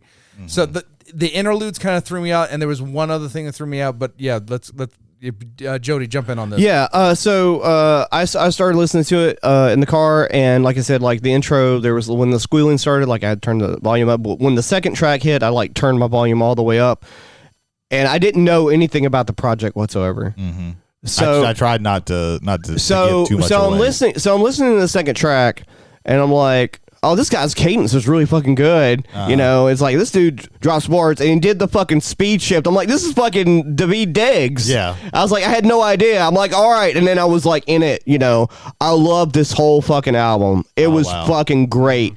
In fact, after Haunting comes my favorite song with the La Mea Ordinea. La Mala Ordina. Yeah, that was so fucking Crime banger. is in charge. That was so fucking banger. The whole album was a banger. Like there was a couple songs I was bobbing my head to. Like it's fucking great. Well, the good thing is they have in 2020 they dropped like kind of a sequel-ish to this called Visions of Bodies Being Burned. Okay. And it has the same feel of it. They even have a song on there called 96 Nev Campbell.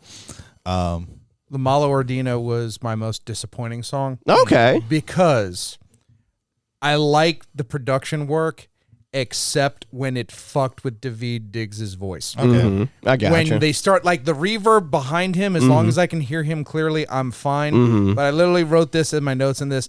There existed an overindulgence on reverb.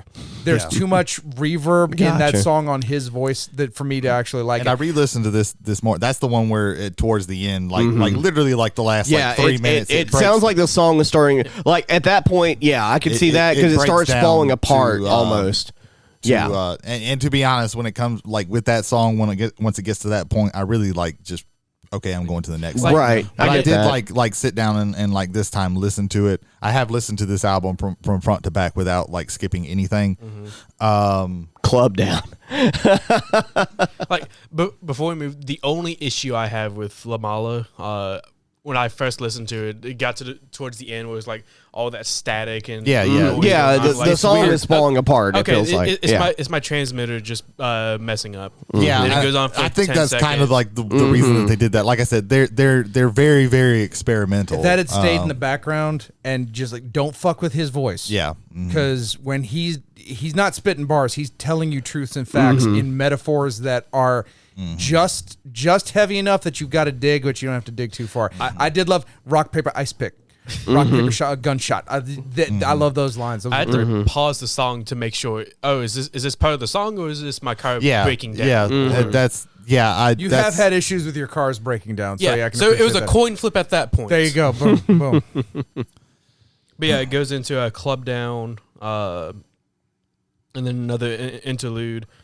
Yeah, it just overall is just great. Yeah. This is a great album. My favorite track was "Run for Your Life" featuring Okay, the yeah. Chat, and the reason why I loved that is, so this is where I'm going to praise the production on this, and where I think the experiment hit it right out of the park.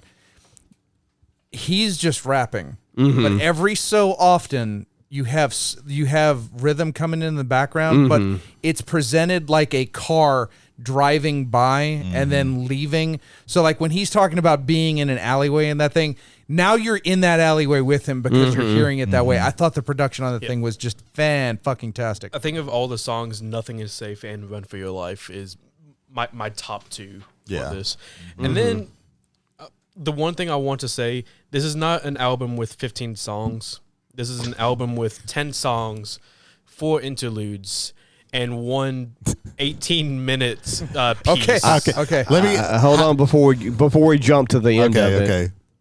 No, I'm just before anybody want to say anything before we jump to the end Blood of of this. the Fang has Blood the of the title Fang drop. is great. Yeah. It has the title drop, which there existed an addiction to blood. That was a good one. That was very good. Really, there's a music video for this one, and it's super fucking weird. Like his experimental is like he like has this weird AK-47 that is kind of alive, and like he cuts into it, and like it's like flesh, but it's shaped, but it's like a AK-47, but it like looks like an AK-47, but it's super weird, and it like bites into it, and it's super fucking weird. Gotcha. Yeah, but yeah, blow the Fang is one of my favorite songs. That song is to here. me like it's like his "This Is America." Mm-hmm. Like just there's a commentary there, and you have to be like ready to listen to it and hear to it. But I like that, and I like again there's a small bit of gospel to that song too, which I really a little enjoy. bit, yeah. But yeah, so since he brought it up, so again, like I said, 15 tracks. Track 15 is called Piano Burning. Now, from my personal experience from this, I was listening to it on Amazon Music. I got to track 12. And I was like, wow, this is going pretty crisp for like an hour and 8. How's it going on? And then I scrolled down, and Piano Burning, 18 fucking minutes. Yeah. 18 minutes. So presenting now. Explain yourself. How long did y'all go before y'all like? I'm so glad you asked. I went 2 minutes, and then I skipped a minute, and I was like, "Oh, okay, same thing." And then I skipped a minute, and the same thing. I'm like, "Oh, okay."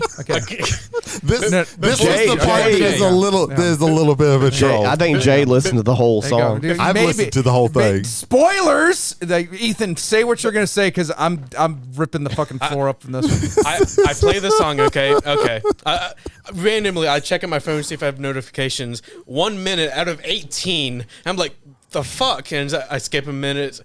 Okay, the wood is cracking. I skipped 10. I skipped 5 minutes. Still nothing. Presenting Fireplace. for public perusal, the journals of James McCarthy during piano wait for burning. this. Have you ever seen the Christmas wood fire? Yeah. Like for ever. 3 minutes in, this piano is burning. 5 minutes in, still burning. Yeah. Is this all? 7 minutes in. Is a Jenga tower periodically falling? 9 minutes in. Still burning. Brady knows I'll keep listening. 11 minutes. This is a troll. I feel like the Billy Goat's gruff. Where's my Nilla wafers? 11 minutes, 30 seconds. Oh, shit. It's picking up. 13 minutes. This can't be a grand piano. Not a baby grand either. I think it's a Baldwin. 15 minutes in. Fuck Brady. Fuck this. I hope he gets cancer of the piss. I want him to piss cancer. 16 minutes. That was a bit much. Plus, that would turn Brady into a supervillain. His name would be Dr. Cancer Piss. I hope he would use his powers for good instead and go to Brazil and give Bolsonaro what for. 18 minutes. Piano burned out. The end. So the initial piano burning was done by Ania Lockwood, is a composer from New Zealand naturalized as an American citizen. She actually teaches at Vassar. She still does composing to this day. This is their take on that. Her suggestions when you're doing piano burning is to get an older beat up piano, one that has cracks and actually breaks in it so that the oxygen can get in there and kind of burn it easier. So this for me dragged I like the concept. I like the idea. You've given me an album with Daveed Diggs like rapping his fucking heart out, and with the exception of when they fuck with his actual voice, I fucking love it. And then there's just 18 minutes of what literally feels like pure indulgence.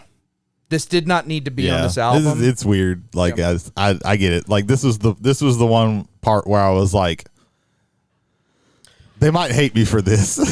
Andy Warhol would have loved it. Yeah.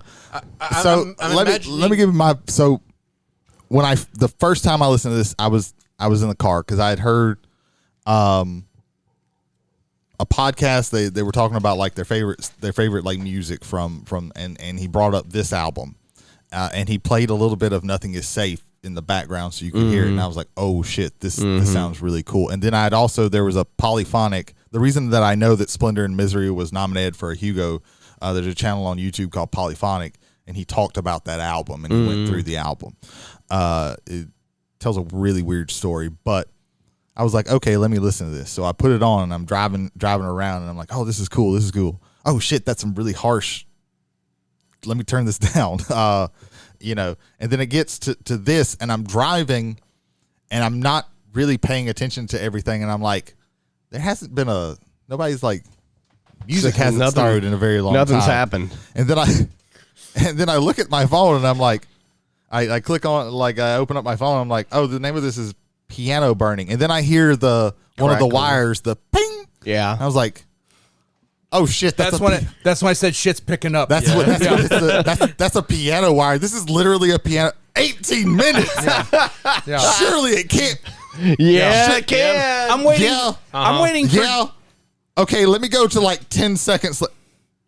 No, there's not even like an after thing. I was waiting for like David Diggs to at least like recite a fucking grocery list or something. Something. I was like, oh my god. It's weird shit. This is not the part. I've listened to the entire thing from start to finish, but this is not a part. When I listen to the album, I usually don't even listen to this.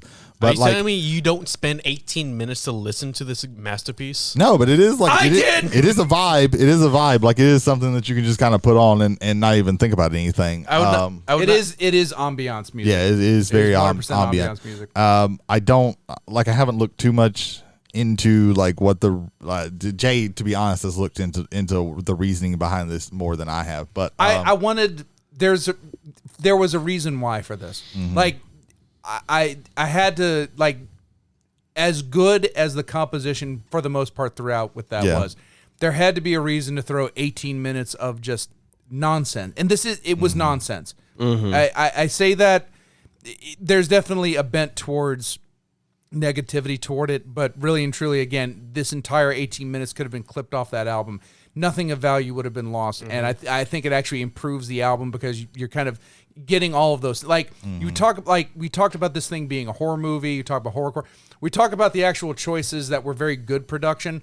We could do this. We could literally put one of these microphones up, buy a grand piano from Clark's, or a piano from Clark's, set it on fire, and just let it go, and then come back, and we have what, a sixth of a whole album now. Yeah. Come back to our next episode while we listen to Burning a piano. It is the absolute most for 18 minutes is a visual, like, avant-garde thing to do. Yeah. Auditorially, I would say audio wise also as well, because now that I know what it is and know a little bit of the history behind it, I would be interested to see, okay, every time you burn a piano, like, what differences are there? Yeah. There is something to be said for the art of it.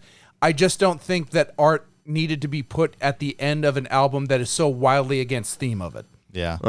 It's a weird thing on there. It's super experimental, and like I said, it's not, I don't listen to. Was there any actual meaning behind them burning the piano, Jay?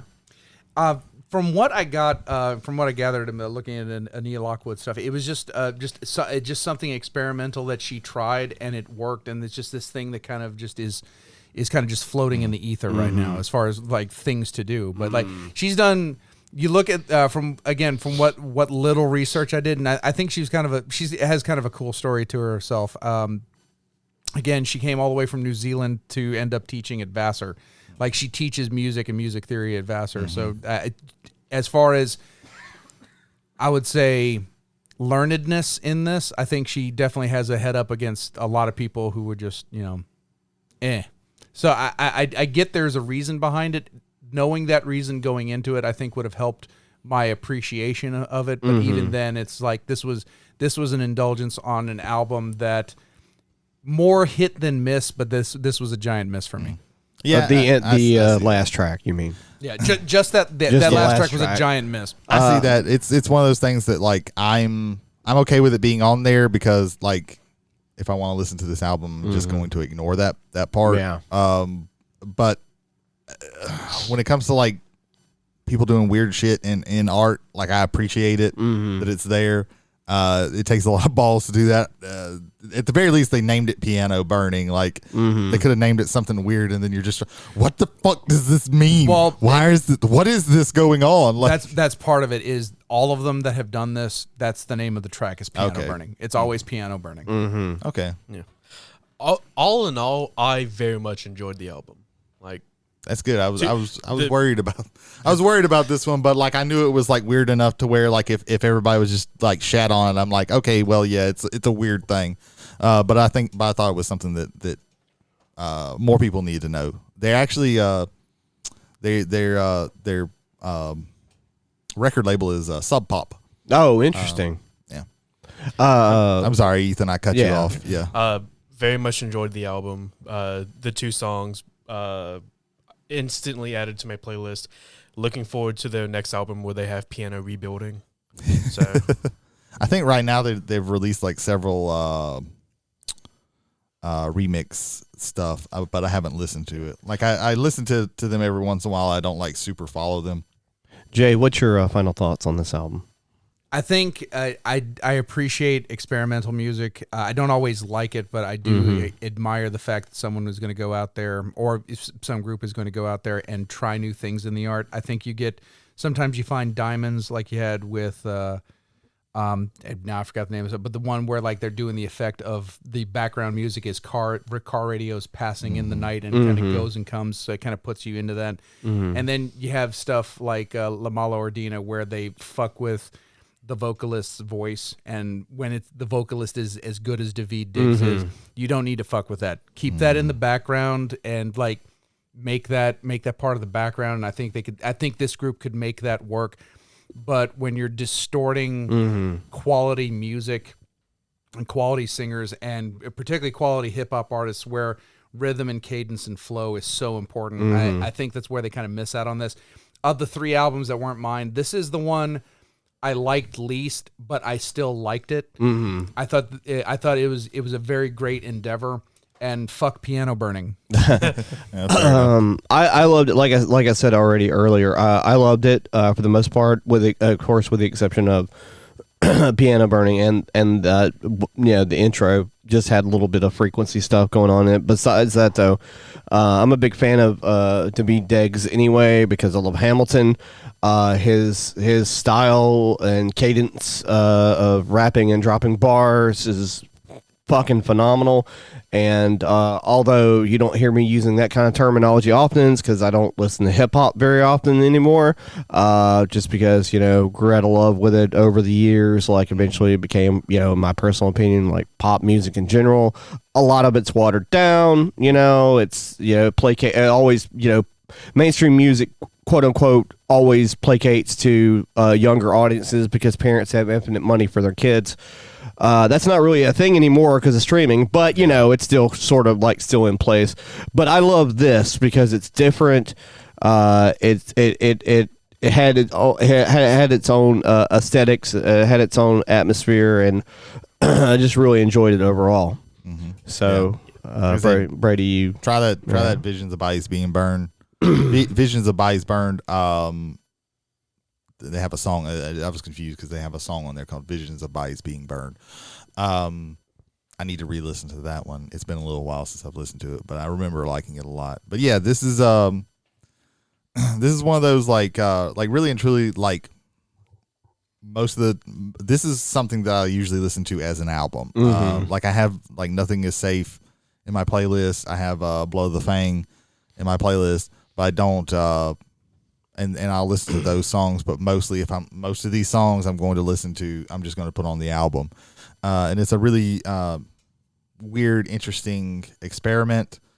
And I'm always like, shit like this is up my alley. Like David Diggs is out here like doing things with rhyming and cadence very interestingly.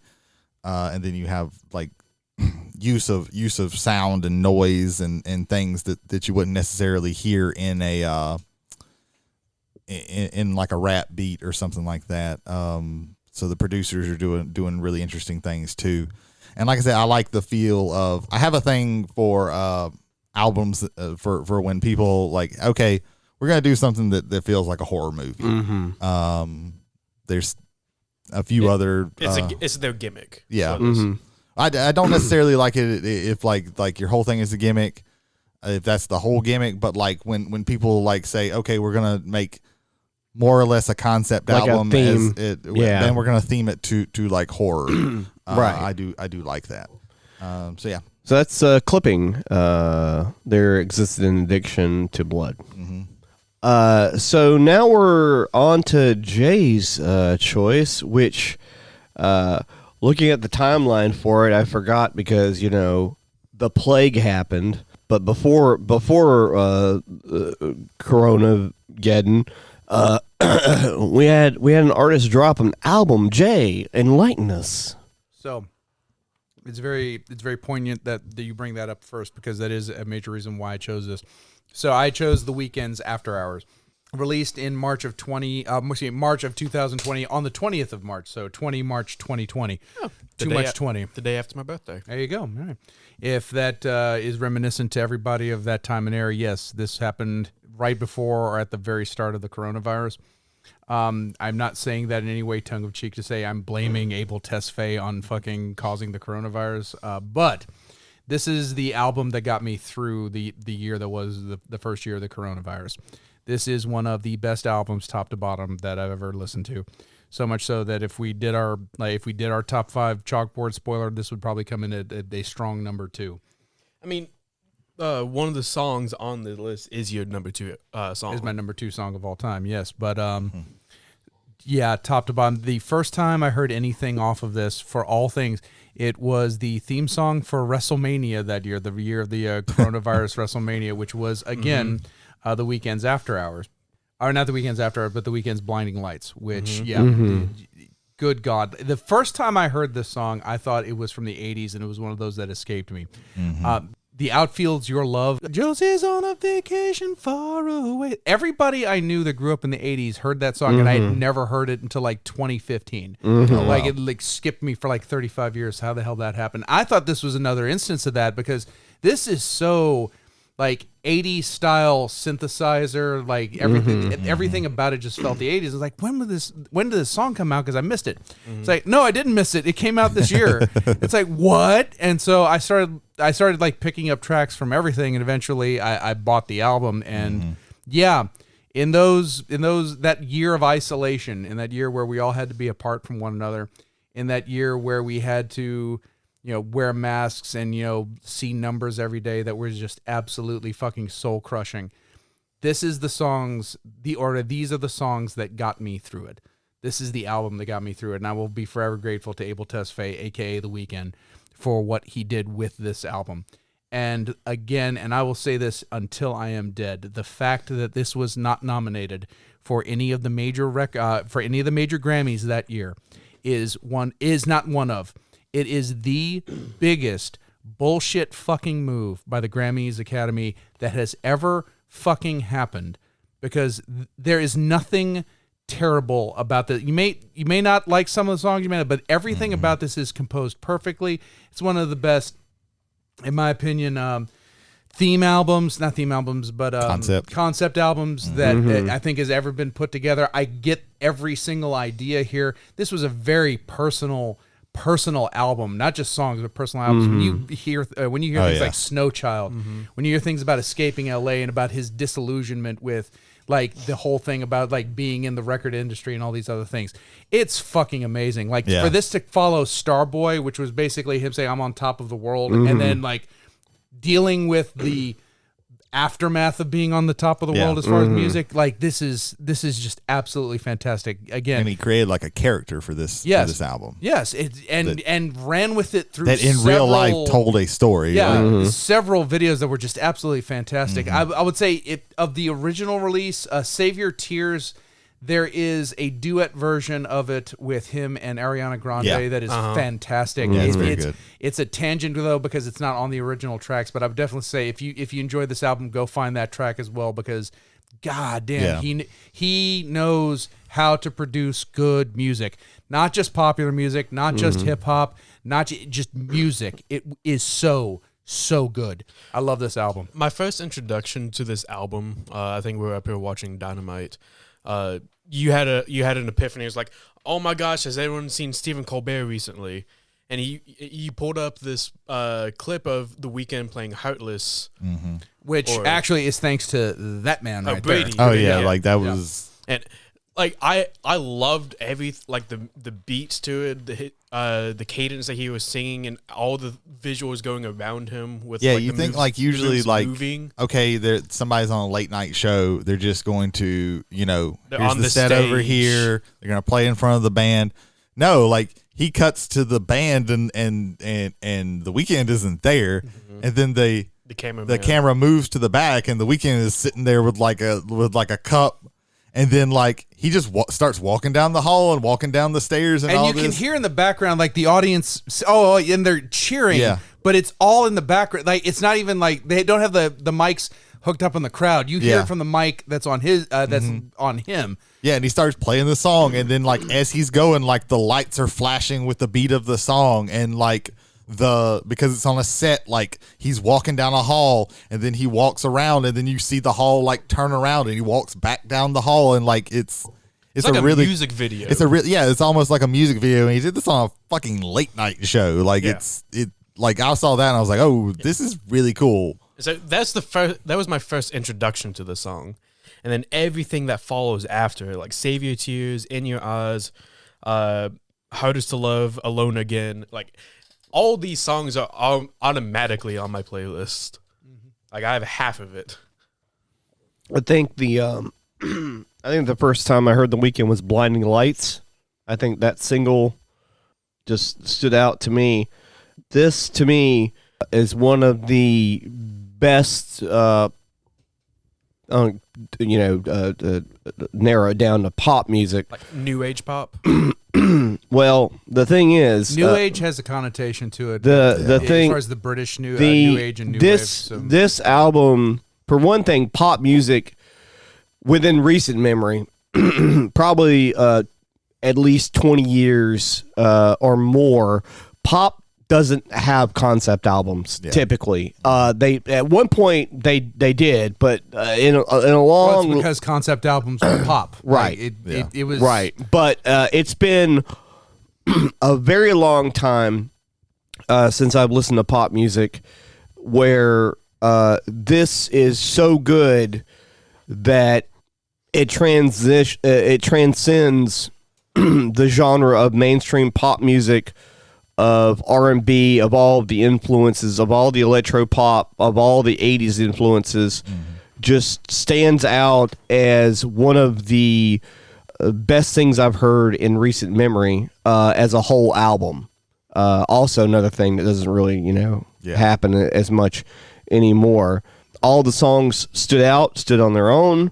The atmosphere of everything tying together, the overarching theme of there's a lot of sadness. It's a lot of melodic stuff going on. There is some glimmers of light and things like that. In seeing in yourself the mistakes you're making, but not being able to fix them, but knowing that they're there, at least is you're acknowledging that something is wrong. So that's my my overall thoughts on it. I can't really go. After Hours was a banger. Like a lot of these songs are bangers, but a lot of these songs are really like emotional at the same time. Let me introduce. Is After Hours your favorite song on the After? Is the title track your favorite song? I think that I enjoyed all the songs. I think After Hours is up there. I think that Save Your Tears was a really good one. I think Save Your Tears is probably contender for my favorite out of the whole thing. I've heard Blinding Lights, and what was the other single that was on this album? There were two at least. Was it Heartless? Heartless was another one. Save Your Tears, Snow Child, Alone Again. Blinding Lights, Alone Again. I'm not too sure. I think In Your Eyes was also another one. I think Yeah. he performed the "In Your Eyes" with someone at the American Music Awards, but I could be wrong. Save Your Tears was just so like, really like you don't love, and you don't love him when you don't love me when you're with him, or I can't remember how it goes right now. My brain is fried right now. It's 12:00. Well, I love as far as interludes go. This you don't love him. It's not you don't love it. It's when the one he goes, you don't love him. You don't love him if you're thinking of me. That's it. That's how that goes. That's such a great interlude. Oh my god. What album did I Can't Feel My Face? Repeat After Me is the name of that interlude. It was going to bother me because if I'm going to offer this, I need to be able to know the music. Right. I Can't Feel My Face When I'm With You. That's off another album, isn't it? Yeah, that's like one of his first albums. I think that was the first single I heard from him specifically. But Blinding Lights was the first song I heard off of this album when they I think it was a video for it or something like that. But yeah, I think Save Your Tears probably Beauty Behind the Madness. That was that song. Yeah. Yeah. Is that the album where it looks like his face has been cut up? In half. Yeah. Mm-hmm. Yeah. Oh, that's when he had the wild My hair. introduction to him was Starboy because Starboy, was the one he worked with Linkin Park. Not Linkin Daft Park. Punk. Jesus Christ. Daft Punk. Punk. What the fuck, Jay? Fucking that was a moment. shout out to Chester Bennington. God bless your soul, R.I.P. sir. There you go. I think when it comes to like favorite songs, it's a toss up between Hardest to Love, Heartless, Blinding Lights, and In Your Eyes. That's more than a quarter of the album, sir. Okay, if I had to pick one, it would probably be Hardest to Love. Hardest to Love. Yeah, it's hard for me to pick a favorite song on the album. I liked all of them for the most part. It's really Yeah. good. This is the album that I thought about being a super hipster and being like, well, when I re-listen to this, I listen to it on vinyl because I do have it on vinyl. My speakers on my. But it's okay because I know you probably got that vinyl from Walmart. No, I don't think I got it from Walmart. I think Holder got it from Walmart. Yeah. Our friend Jason Holder I from think I Whiskey got it and from Wrestling. Target, but and one thing I was kind of trying to lose. So yours, Hardest to Love. Hardest to Love. You mentioned After Hours, but I think you've settled on Save Your Tears. Save Your Tears is also I think Jason's favorite song off that. I know yours is Heartless because of that. Snow Child is a favorite of another friend of mine. Mine is Blinding Lights because that's the one I came in on. But it's still, to me, it's just like that song is fucking perfect. To me, one of the hallmarks, if we want to talk about an objective way of looking at the greatest albums of all time, if you have a group of people and there is not a consensus or a strong consensus on the best song in the album, if you have so many of them, I think that lends credence to being one of the greatest albums of all time. Yeah, I could agree with that. Yeah. Heartless is just like, it's like, yeah, my life's fucked up, but look at me. And then Faith rolls in, and then it's like he's starting to question that again. And then it's not an interlude, but the piece that's still a part of Faith that leads into Blinding Lights, where he's just kind of like whispering. It's like, God, it's just that it's that you can hear the cop cars inside, and you can actually hear him like when you can see those blind It's like the city shining on my, the lights are blinding me. I can't that right part when he's going into that. Oh my god! And also the music production, it's different, but it also has like a very nostalgic feel to it because of all of the influence that you can hear in it. There's a lot of 80s, but it's not gimmicky. Yeah. It's not overdone. It sounds. It could very well sound like Daft Punk, produced the whole album, but it's not that. It's not house music, It's definitely like a really wonderfully blended electronic pop music album that stands out from all other pop music. It doesn't sound like anything else, in a good way, and it's not trying to sound like any. It's trying to be its own thing, with being very transparent with its influences. I know a lot of people, like, at least with his vocal ability, say like, oh, he's like, a lot like Michael Jackson, and his vocal ability, his range is really good, and he's very consistent in his his style with singing and his cadence and everything like that. On the nights I have to go to work because I work the night shift. for some reason Spotify always knows to play Heartless, and it's like an adrenaline rush almost. It makes me want to roll all my windows down, turn my volume all the way up. I love it every single time. So yeah, it damn, Bella Hadid fucked this dude up. Yes, yes, and also possibly Selena Gomez. Yeah, I think this one's mostly about Bella Hadid, if I'm not mistaken. I get her and Gigi Hadid mixed up. Well, they are sisters. They all those girls run together. The women, I'm sorry. Well, that's part of the line from Escape from L.A. It's like, what is it about? It's like they had the same work had the same work done on their face. Yeah, I can't. Yeah, like I remember that. Something that I kind of want to bring up is like same work done on their face. There were interesting things that he did. Like he had. This is not just a concept album. Like he created like a character. Like he started like before this. Like if you saw the Weeknd, he had like the hair, the long thick. He had Starboy. He had the Starboy hair, and then it starts morphing. Yeah, the hair. They're like really thick. I don't know if I say it wrong. I apologize. Somebody who knows more about African American hair, let me know. But they were like these thick dreads that he like piled up and everything. And then, but cut them all off, and he just has like a small, almost kind of a proto fro. He's wearing this red suit everywhere, and then after a while, he starts,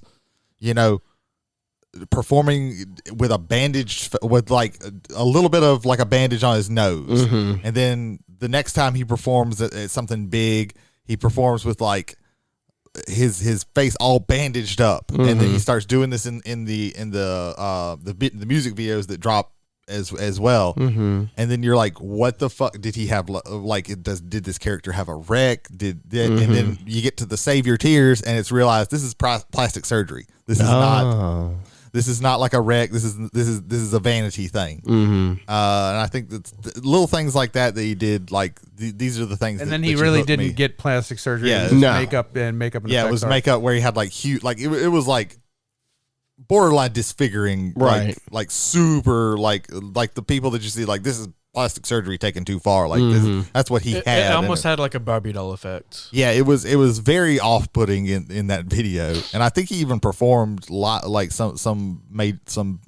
Like I don't think he like did like concerts and stuff, but like some of like the performances this on, was done during the the time of the pandemic. Like, yeah, but one of my favorite of those performances was actually the MTV VMAs, where he wakes up and he's like someplace, and it's not necessarily industrial, it's someplace where they're like a skyscraper, just because of how everything looks. It's like a mirror labyrinth. And then when it finally crashes into the chorus, he's literally on top of fucking Stark Tower, effectively. Yeah. I was like, what the fuck is going on in this thing? The mirror labyrinth was the Super Bowl. Super Bowl. Yeah, that was the Super Bowl. Yeah, that's also, when he was, I can't feel my face. That was a great use of that one.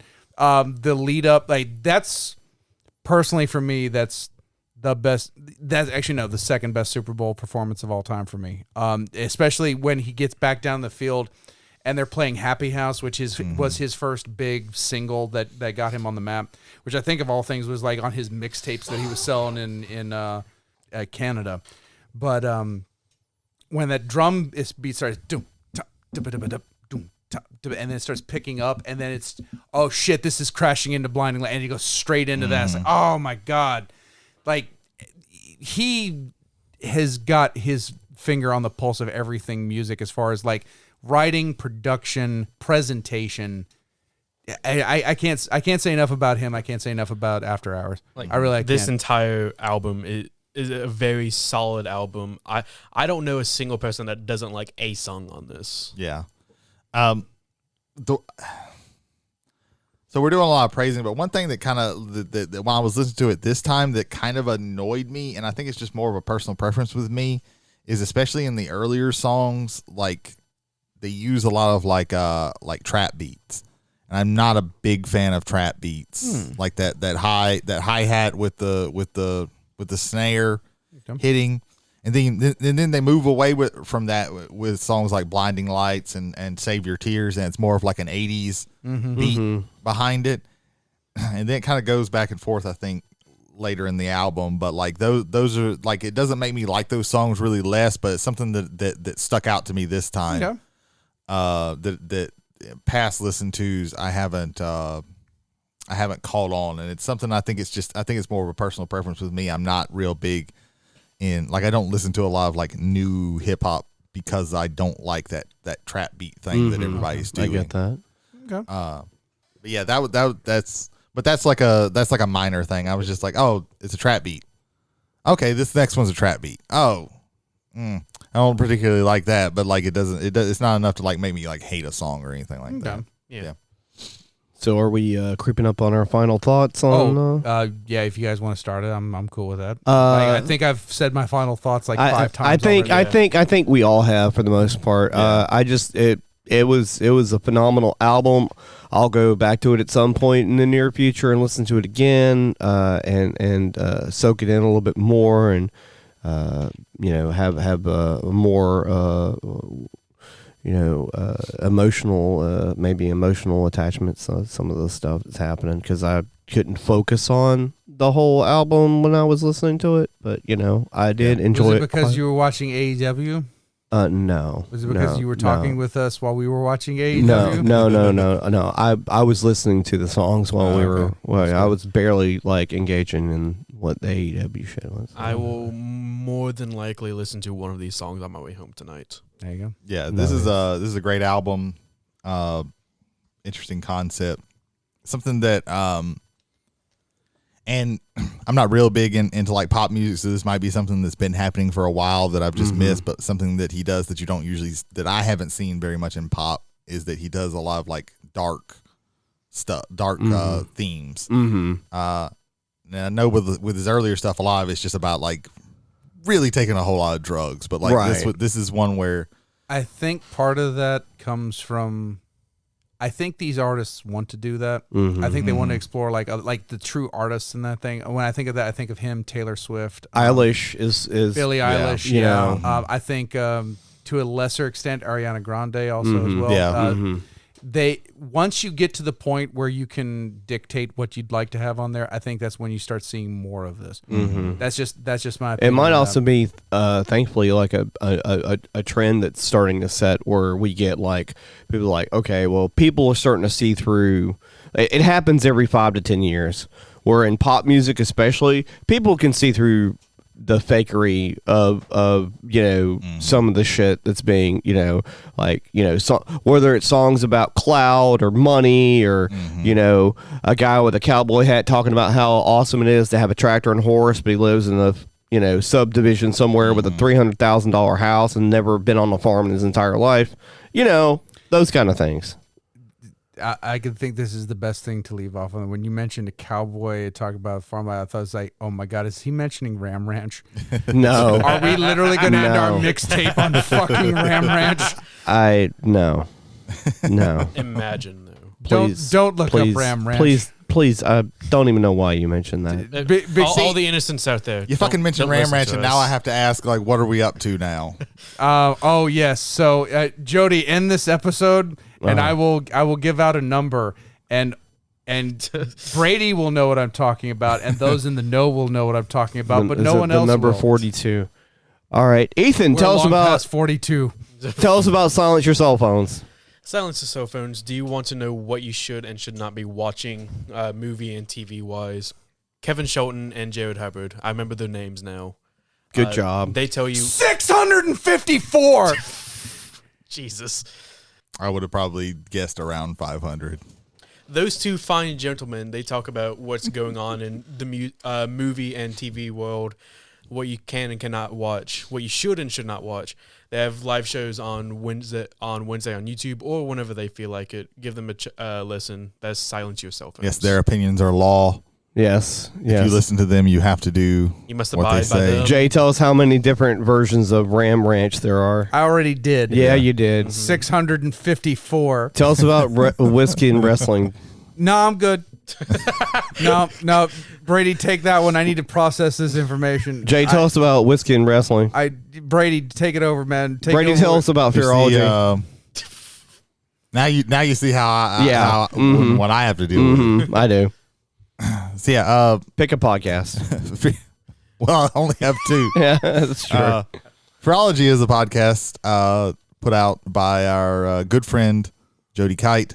You may have heard of him. Kite? Well, it's hosted by J.L. Kite, but Jody Kite puts it out. Yeah, I do all the work. Yeah. It's about to make like a slave wage joke, but I couldn't. My brain can't process correctly right now. Slave? Why? I don't know. Really, do you want me to try to like explain my thought process? And I it's can 12 always- I can am always- literally running on like I can always maybe fumes. 4 hours of sleep. Yeah, and brisk, from like fumes. 2.5 brisk days. watermelon lemonade. I have been up for. Let me hold on because I'm going to do the fucking math right now, and we're just going to sit If here. the number while I is do the math. 654, then truly we have found the singularity. Whiskey and Wrestling is a podcast by our friends Jason Holder and Michael Hill, when they will take you through a week's worth of news and views in the world of wrestling. Like, for instance, tonight, how the hell is Sammy Guevara the one that's still on the show, but Andrade got sent home? How do we have the same 3 matches in a row? How do you have the same 3 match setups in the row? One of them being a Haas fight that had good chain wrestling. I have to give a shout out to All 3 of them had Cage German and suplexes. Wardlow. All 3 It of was them. very I've good. been up for 37 hours. Jesus. I can relate. But my math might be off because I've been up for quite some time. That's a day and a half. Yes. Like a That's whole a day lot. and then a half a day. Yes. And then an extra hour. Once you pass like 30 years old, like staying up past 24 hours is no bueno. If Yeah, you it's wanna- not fun. If Yeah. you want to stay up 37 hours, listen to Whiskey and Wrestling nonstop, and as they will keep you entertained and I think informed they in have the world at of least professional 37 wrestling. hours. more than At 37 least, hours of content. At least. No, but that's when your body shuts down. Your body's like, okay, it's time to fucking flip the switch. All off. these podcasts are available on all podcast networks. We'd like to thank our Greg Spanier. Are you stroking? Yeah. I'm the one who's supposed to be breaking down, not you. I'm always breaking down. Did I finish the promo for Phreology? I cannot it's remember, fine. to be It's honest. fine. You were like, It's aliens. Thanks to Greg Spanier for Thank you, our Greg. lovely recording space from wonderful Goshen, Mississippi, home of McNarb Gaming, where you have puzzles And only that. and shit. You cut him the fuck off. Brady is correct. There's McNarb It is a Gaming, desert wasteland with McNarb Gaming. In the middle. Aztecas, and a gas station. And the cornerstone. Oh, and and the cornerstone. And Cornerstone Deli. Cornerstone does exist. It's 3 Come to things in McNarb Goshen and Gaming. nothing Shop else. play. Wednesdays, Neil the bartender is working. You go in there, Yes. you get a nice imbibable. Tip you, your I waiters was and waitresses. trying to figure out get a- who Neil the bartender is from Yeah. McNarb. I was like, I don't know him. Yeah, and Must be a new worker. We about killed Jody. you realize that if Greg ever listens to this, I know, he's going to that- hear Neil the bartender. It's like, when did I hire a bartender from McNarb Gaming in Goshen, Mississippi? Once a year, God, he I'm so karaoke's. Yes. On that note, Actually, no. I tell them about what's going to happen the Saturday of the Halloween party, Jody. what's happening the Saturday Halloween party, Jay? Your Things, apparently. Your What kind of your things? Murder Something. mystery. Your murder Yeah, mystery. I'm hosting a whodunit, depending on if anybody wants to actually do that. Move on. That's what happened last time. All right, so Jay. Jay, cut the that. last 5 minutes. Remember to edit this. Yes. You might be listening to this right now and going, "Hey, keep that shit in." Because why not? Live dangerous. You've listened to Replicas. You've listened to a piano burning for 18 fucking minutes. You've done everything there possibly can be to be done. Just leave it in. Just leave it in. Or maybe all I left in was this part where I'm talking to myself. There you go. But For travelers on the omnibus. you're You okay. can start What? with yourself. What? or- Who are you? I'm Jody Kite. Okay, and he is. I'm Brady Davis. Are you stroking? Possibly. Wait. How would I know? I'm Ethan Skinner. Okay, I'm James McCarthy. There you All go. right, thanks. Good Yeah, night, we're all everybody. Have a wonderful time. Yeah.